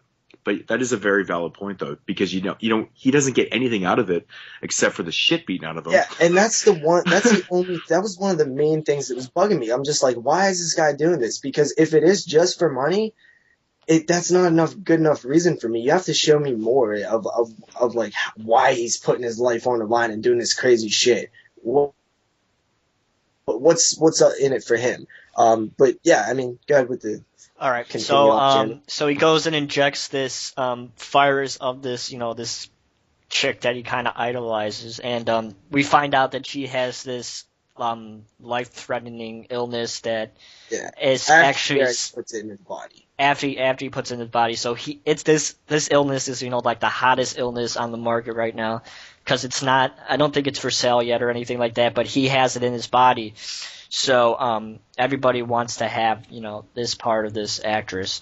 So the rest of the film is pretty much him trying to get this virus cured, and he goes and meets Malcolm McDowell, who is pretty interesting in this movie. He doesn't have that big of a part in the film, I would say, but he did good for what it was. And I'm not a huge Malcolm McDowell fan, to be honest, but he was good. Oh man, I loved when his character was introduced because he's voicing over. Yeah. And you know that voice right away, and I fucking love the way his character's introduced, because anybody that's seen my tattoos on me, I actually have a picture of Malcolm McDowell on me from Clockwork Orange. I love that movie. It's one of my favorite films of all times. But I love the way his character was introduced into AntiViral, man. I love that. His voice is awesome. Yeah, but, so overall, it's definitely a 9.0 out of 10 movie for me. I really liked it. I thought it was something different that. I do like that it was different. It was something very different. It was an interesting concept that was, there's certain points in that film where, like the steak scene, for example, and the scene towards the end with what their new experiment is, I thought that was very creepy. But I want to ask you guys, is this a horror film? I don't know. Theoretically, probably when I was not. watching, I was like, "Wait a minute here." Exam's not a horror film, but I included it in the list. Yeah. Obviously, it touches the horror genre. It has horror elements, but honestly, it has when you take an element, or when you take the elements of this film, what fucking other genre would you put it in, though? Yeah, sci-fi, I guess. Maybe a little bit, but anytime I don't know. You go in the future, it's automatically sci-fi, I guess. I think it's such an interesting film because, it has a very futuristic feel to it, which I guess you could apply to that. Big thumbs up to. That and the cinematography, the lighting, the set design, the whites pop in this film. Dude. Pop. One of my favorite things about this, I love that futuristic feel, that sci-fi feel. The whites just make it so and I got this shit on vibrant and surreal. Yeah, I got it on Blu-ray too, and it just looks so fucking amazing. It looks so amazing. Now, the interesting thing about this movie for me is that to me, the way I interpret this film, it's almost like a character study on humanity. Yeah. Like, what the fuck is wrong with people? It's like Spring Breakers. It's like Spring Breakers. There's tons of social commentary with the whole obsession thing, but my main problem with that was the whole message behind it is... Yeah, people shouldn't be obsessed with people. Yeah, I already knew that. That's my whole thing, kind of. I kind of already knew the message, but I do like the journey and how it's shown to us. I don't think the message really matters. It's just basically. We all know that people are obsessed with celebrities already. Yeah. We already know this. It's just when you actually. When you physically see this and get to a point where we're willing to inject ourselves with viruses that could potentially, because you don't fucking know, it could potentially be super, unhealthy and maybe result in death, and that's kind of what it's getting at. Early on in the film, where this dude wants some form of herpes, that his celebrity, like the person he's obsessed with, has. And the scene, how it's played out and how he decides where he wants it, because it's a big deal to him. Where he's gonna put it is kind of a big deal, and that scene just is the perfect. If you want to show one scene to kind of say what this film's all about, that's the scene you would show. You know what I mean? The scene where the at the beginning where the dude wants the herpes put on his lip. Yeah. And they're kind of talking about it, and he's like, well, if she, most people get it on her left side because that's where she would kiss you. And he's like, the look on his face when he's like, yeah, that's why, it has to be there. Like he's so into it, and he cares so much about this thing. It's creepy as hell. It's weird. Yeah. And there are people who are extremely obsessed with people. Yeah. They're just people in the end, and that's kind of the thing behind this is I just find it sad. It's almost like a tragic story of how humanity is not happy with themselves, and they have to have some part of some celebrity or someone else inside them to make them feel better. It's such a fucking sad concept when you really think about it. Like, what the fuck is wrong with everybody? Like, we just can't live our lives normally and just, go on with our everyday lives and be happy. We need to obsess and be about, having literally someone else inside you. I mean, the movie kind of dwells on a little bit of cannibalism. They make a comment on there or in the film about, is this not cannibalism? And I was, eating the steaks and stuff. It was just very briefly thrown out there. It wasn't like, that's what I kind of like about this one too.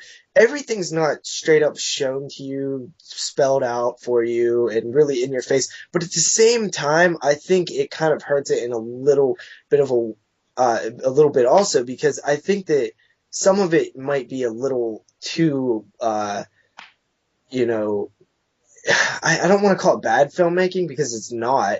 It's just, I don't know if his storytelling is, for a film like this it works, but I'm not sure if the guy has like the greatest storytelling ability.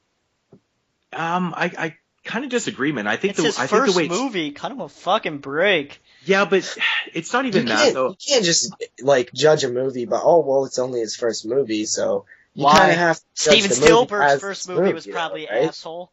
I think there's some things in the film that don't need to be explained, though. Like, you just kind of, I do agree with most films, and I do agree with this film, too. I just think that there's I think he might have took it a little bit too far. And I don't know if it was by choice or by fault in his ability. Are you talking about, like the actual end of the film? No, I like the end of the film. I just mean, like, going from scene to scene. Like, sometimes I just felt like it didn't flow perfect.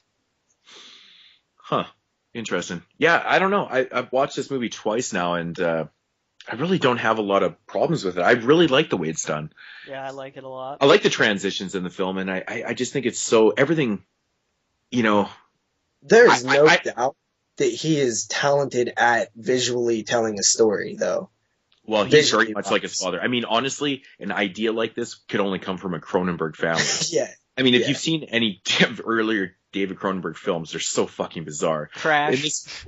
I mean, Crash is one of the weirdest ideas, but like this movie just fits along those lines. It's just, where does it fit into?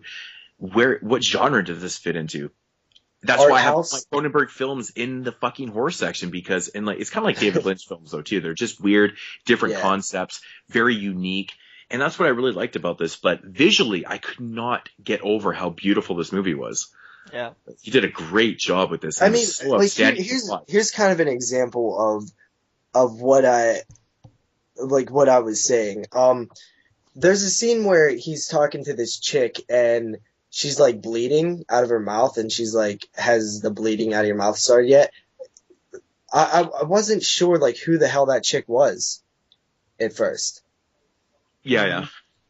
You know what I mean? And it just feels like there's certain minor little things where it's like, I think if you just explain a little bit here and there, not everything, because I love the fact that it's not it doesn't spell out everything, but I just think a little bit more would have helped the flow of the film. I don't know. I think things like that, they're so minuscule, in the flow of the film. It doesn't really matter. It's more about the other part of the film. Like there's little minor characters and stuff, whatever. Yeah, that's just the way I take it, though, I guess. Even the coworkers are like nonstop talking about like gossiping, and it's just like, it's sickening. It's you just are like, I don't want to be around these people. You can just feel it. Like, it's sad. Like you said, it's just sad to see the humanity look like that. And I think that one of the main awesome things about this movie is the guy, I forget what you said his name was, but the actor, man, he looks perfect for his just whole his body pops on the white background. Yeah. His body fits in this movie, man. It's crazy. Mm-hmm. He's pale and has freckles and red hair. And he was so good in this film. Like when he was waking up in the mornings and he just looked physically so out of it. Oh yeah. So gone and sick and gross. Gross. And I just love the fact when he pulls off the little back part of the fridge and he puts that vial in there, the one that fucked up his machine and stuff. Mm-hmm. I'm just I just love that part, man. I thought it was so fucking cool. I'm just hiding it. Great movie. And hold up. Also, what the hell was up with, how they would morph the virus? The virus has a face and shit? That was fucking weird. I didn't know what the hell. It was just a weird concept. You know what I mean? Well, because that was the way that they could, kind of, I don't know. Identify the virus. Yeah, it was just a weird idea, that it's just something that, who would think of that? Cronenberg, I guess. You know what I mean? The face basically was the visual of how they were, making the virus so it wasn't harmful to the clients. So basically when they were, fucking around with the machines and stuff, when it gets to a certain point, that means that it's not harmful. They can alter the virus to be sellable and stuff. That's how they did. What they was doing was they was altering to where they couldn't. I thought that's how they wasn't able to how they wasn't able to transfer the virus, because they morph it and make it untransferable, uncopyable. I thought that's what they was doing with that. I think that might have been part of it too, but I think it had something to do with the way they were altering it so that it was actually safe too. I think that was part of it. So I could be wrong. What did you guys like most about this? What really grabbed you? Because I enjoyed it, but I didn't enjoy it nearly as much as you two. The thing it was really different. It was an original story, okay? All you see today is bullshit. Same fucking story again and again and again and again. At least this was something different and original. I mean, yeah, that's definitely part of it. Original was good, but for me, everybody knows me as a person that loves a visual and, kind of like an atmospheric film. This one, I love the futuristic feel to it. I love the colors. I love the way it was shot. I love how it was so well fucking acted. And the idea, obviously, it just totally makes it, though. It's just so weird. And I love this idea of, how society is just so fucking stupid. People are fucking stupid. Why would would you ever think of this? Would you want to inject yourself with this? No. But, because we're normal. But people are really into this type of shit. I love the idea. It's great. It's really fantastic. Good. All right. So I would rate this film, though. Honestly, I mean, I liked it. I thought it was good. But there's just things that kind of bug me about it, little things that I just can't give it a super high score. You are such a fucking nitpicker. Yeah, seriously, JP. Still though, I mean, why do you watch? I don't think that you guys actually say that the storytelling is great. Do you really believe that? Yeah, I don't think there's anything wrong with the way the story is told at all. Visually, there's nothing wrong with it. I don't think the way the story is told. I just don't think that it's sound. It's not. I don't think it was completely thought out well enough. But the thing is, if you start getting into all the the crazy logistics of the story and stuff like that, don't you think it might take away from the actual full circle of the film? I mean, I kind of like that you have to think a little bit about this and actually kind of interpret it. I like that though. It doesn't have to be. Films that are fucking spoon-fed to you, a film like this should not be spoon-fed to you. No way. Because it's very, very unique, and you kind of. I like how Brandon, kept it open for a little bit of interpretation. You have to think about things. Take it for how it is, and what he's showing you. If you take it this way, fine. You take it this way, fine. That's cool, and that's what I fucking loved about this, man. I thought it was great. I mean, I would teach this movie in a film class, to be honest. There's a lot of things you could talk about, you can interpret it in so many different ways. I don't know, man. It just doesn't stay with me, though. is this a film that in 10 years is going to be looked at, or 20, 25 years is going to be looked at as a classic? Is it really going to stand the test of time and really be like, this was some serious shit back then, guys? This is a film that really did something, broke boundaries and Okay, I see your point, JP, but does it have to be? Yeah. No, it doesn't. But if you're going to on a teach it to your personal film level. class, I think it does.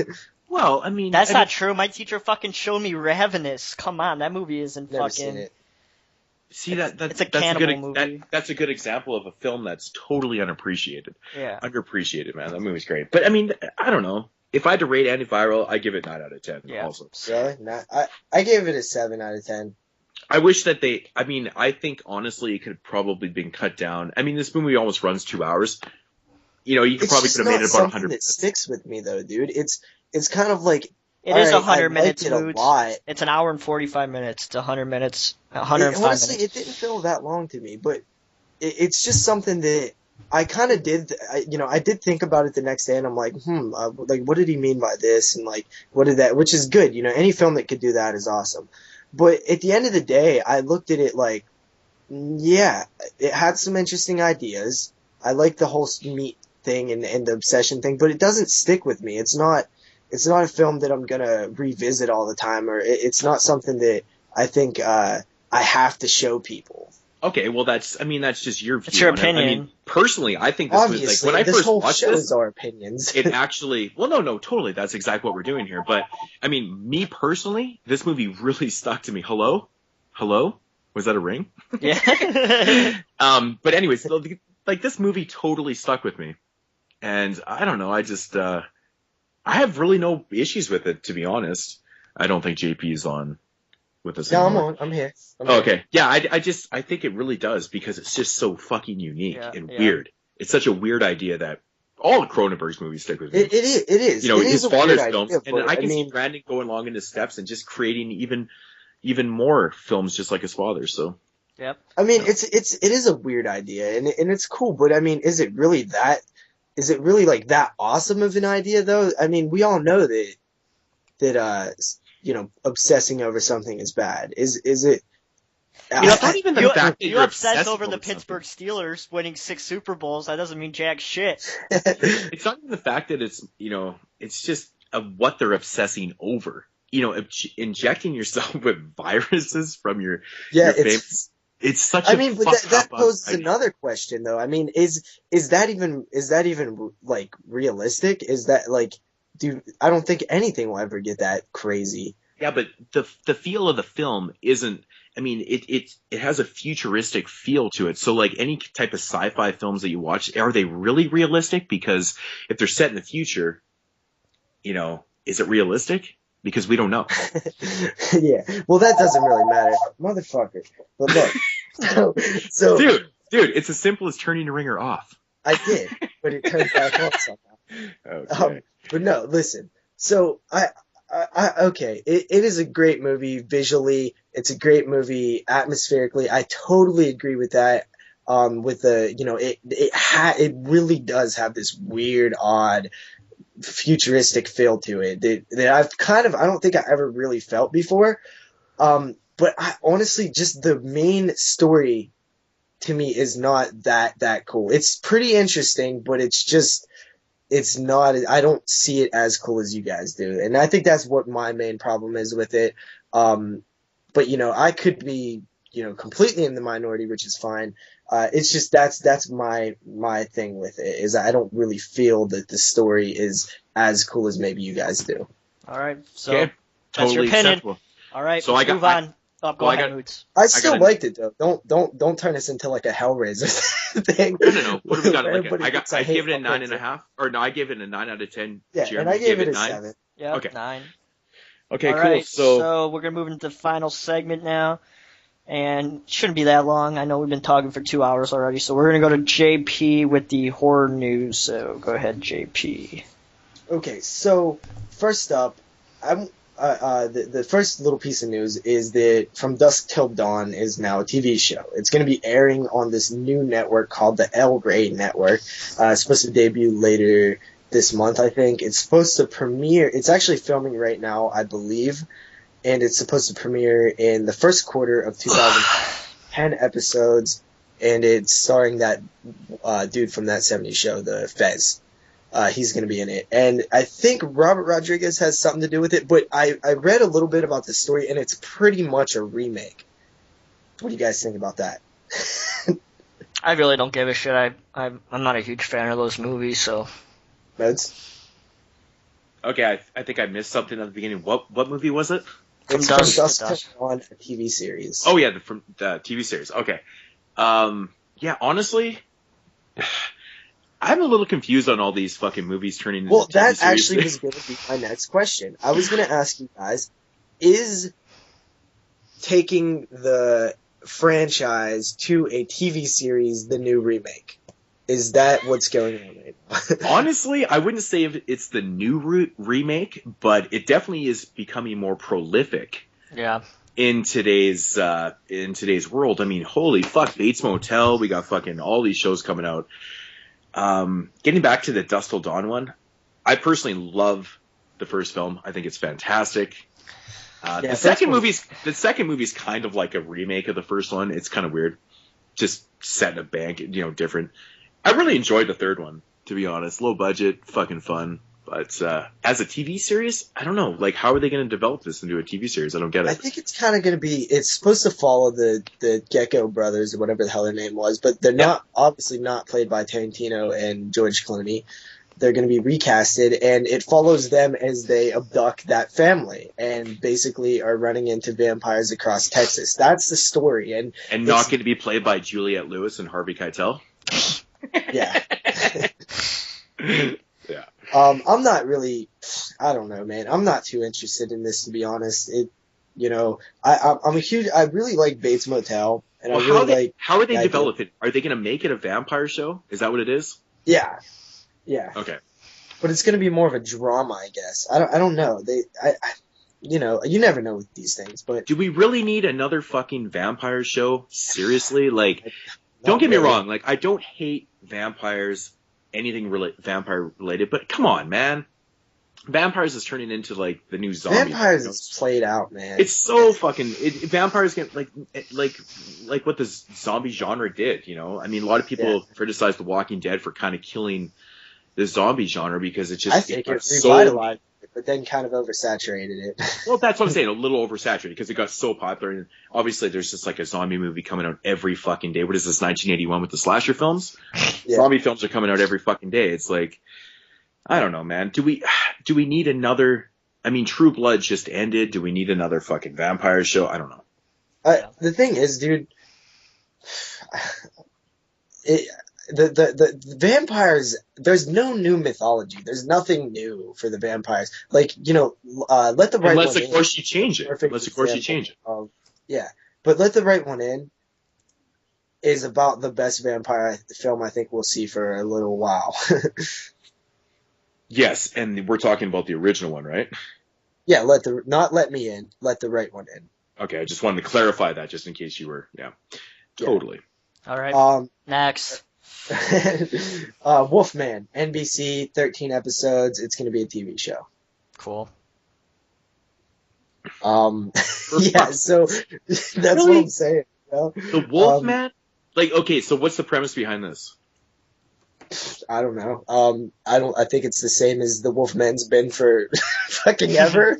They're not actually changing the story at all. It's just going to be that story. I have no idea. You know what? I would love to see a good telling of the Wolfman story, but I don't know if this is going to be it. I might check this out actually because I think that if done right, it could be cool. But damn well there's going to be tons of CGI transformations. Well, of course, man. This isn't going to be fucking American Werewolf in London TV series. Yeah. All right, moving on. Eli Roth is producing a TV show for the History Channel called The Lost Years. And this is supposed to follow Jesus, Jesus, through his early life, 13 years old to like 30, follow his life, as he is a exorcist. Sounds right. I know, but it's Eli. I wish we had sound effects right now, man. Crickets would have been perfect. But dude, you're input gonna be cricket following sounds. Jesus? Fucking Jesus What? and he's exorcising demons, dude. Oh my god! Dude, Wait, the wait. news. You know what's I even love the funnier? news. I love the news. It's This week. on This the is awesome. History Channel. What? You don't find that? Yeah, it's on. On It's the gonna be, History Channel, Yeah. because that's real. dude. The History Channel is really blurring the lines between I thought the fact- History Channel was factual information. I know, just like ancient aliens, right? Yeah, exactly. This is ridiculous. Moving on, we have Legion. You guys familiar with that? Yeah. Came on like 2010. I've not seen it. I've heard bad things, but anyway, it's gonna be a TV show on the Sci-Fi Channel called Dominion. That's Wow. crickets need to go. I'm actually gonna cancel my cable just because of all these new shows. that are on. Dude, you take a subpar movie that nobody really liked and you turn it into a TV show on the Sci-Fi Channel. There we go. Thank you, Bonnie and Clyde. That was the perfect time for that. Okay, moving on to some better news. Hey, are you guys familiar with a series of books called Scary Stories to Tell in the Dark? Yes. Yeah? Yep. Okay, I actually grabbed one of these when I was in elementary school and I loved it. It was so cool. They were actually kind of chilling, haunting, little anthology style Nice. book. Christopher Glover's coming in music box. Hell yeah. Sorry. Go on. Okay. And they were cool. Anyway, this is going to be turned into a film, which I think is a great idea. Hopefully it's like an anthology style film, but who knows? It should be cool though. I like that idea. I forget who's involved with it, but it should be cool. Nobody has opinions on that? No. Okay. Crickets. Next up we have the announcement. I don't even know if it's an announcement. Child's Play 7, or Curse of Chucky 2, or Revenge of Chucky, or Chucky's Resurrection, or whatever cliche title they're going to throw next to it.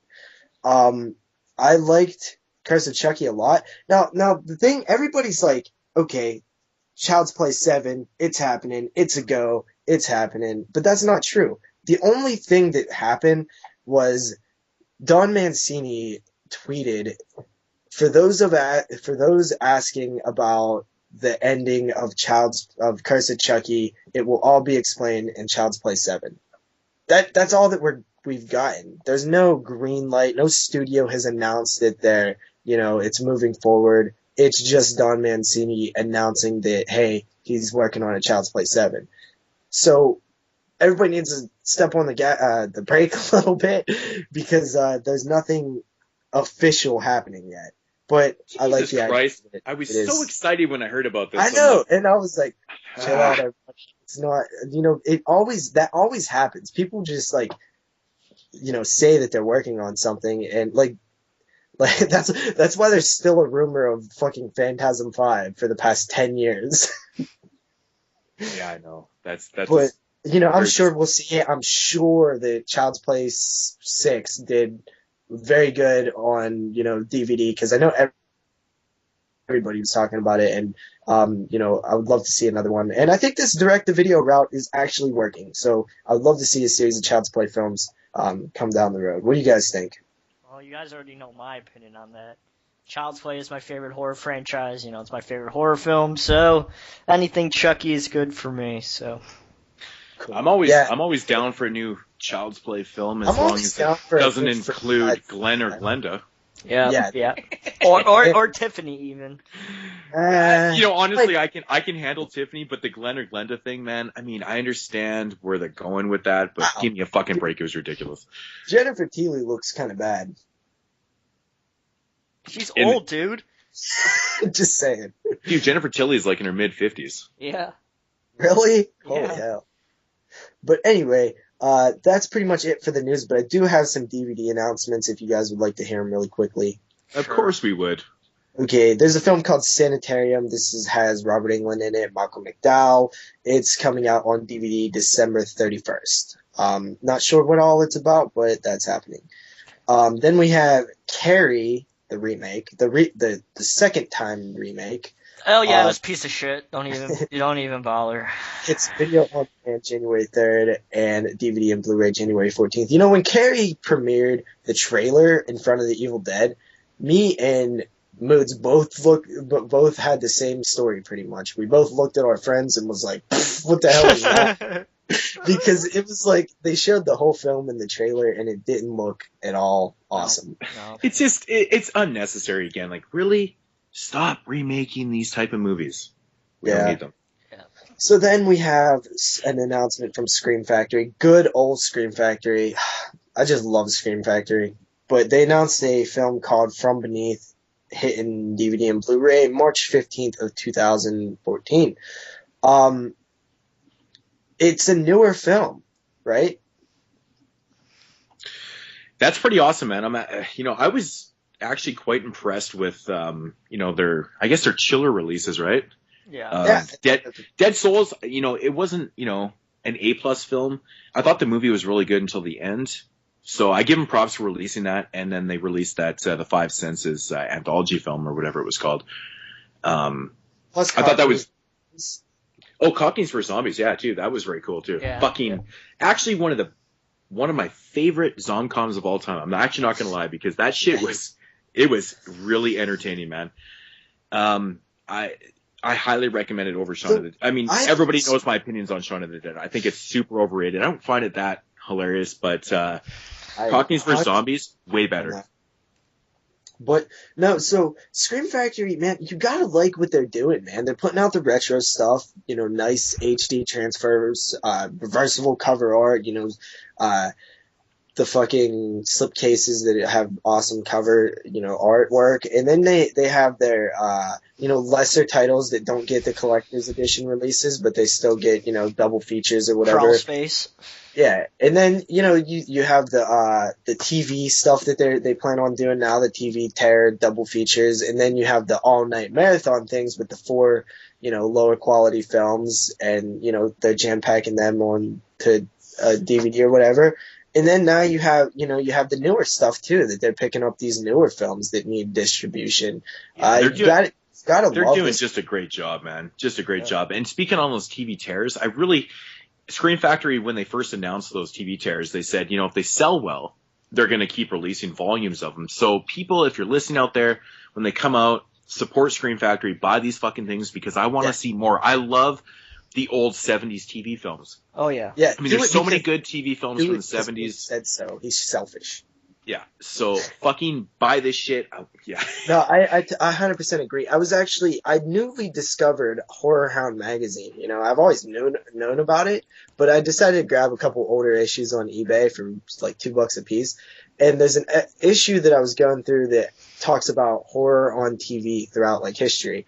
And there's so many cool like movies on there that from the 70s and stuff that sound awesome. Sounds like perfect releases for Scream Factory. So yeah, definitely everybody support this stuff. I want to see a ton of these TV movies put on disc, and Scream Factory all the way. Awesome shit there. Yeah, indeed. Yeah, I 100% agree, man. Fucking, they do such a great job.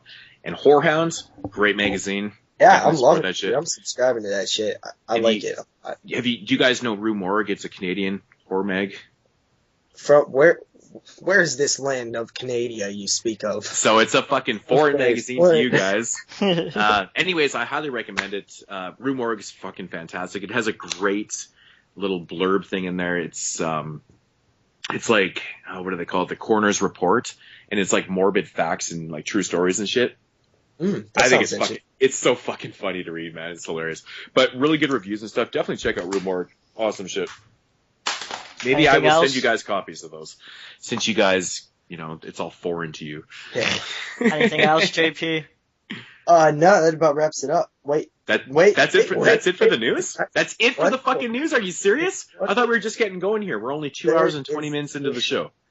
There's a TV series from the 80s, I believe, called Monsters. You guys know this TV show? From the 80s called Monsters. I do not. It's actually was it also known as Perfect Strangers? I have no idea. It had a really come on. It had a really cool like intro to the show, where monsters in like rubber suits were like gathering around the TV to watch the show called Monsters.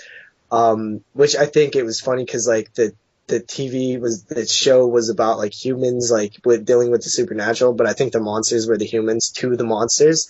But anyway, that's beside the point. This show is being released in a 9-disc set for the first time ever, February 25th. You can pre-order on Amazon, manufactured. Suggested retail price is $69.99. I actually really remember liking this show. I only seen a handful of episodes, but it's probably worth checking out if you're a fan of these old anthology style shows.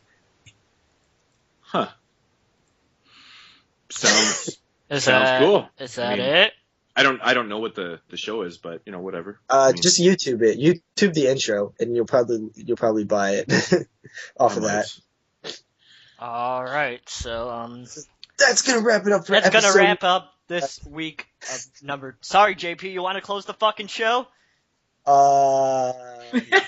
Yeah. So fuck Jeremy, stop being so damn impatient. Is that everything? We're done. Fucking hungry. It's 7:30.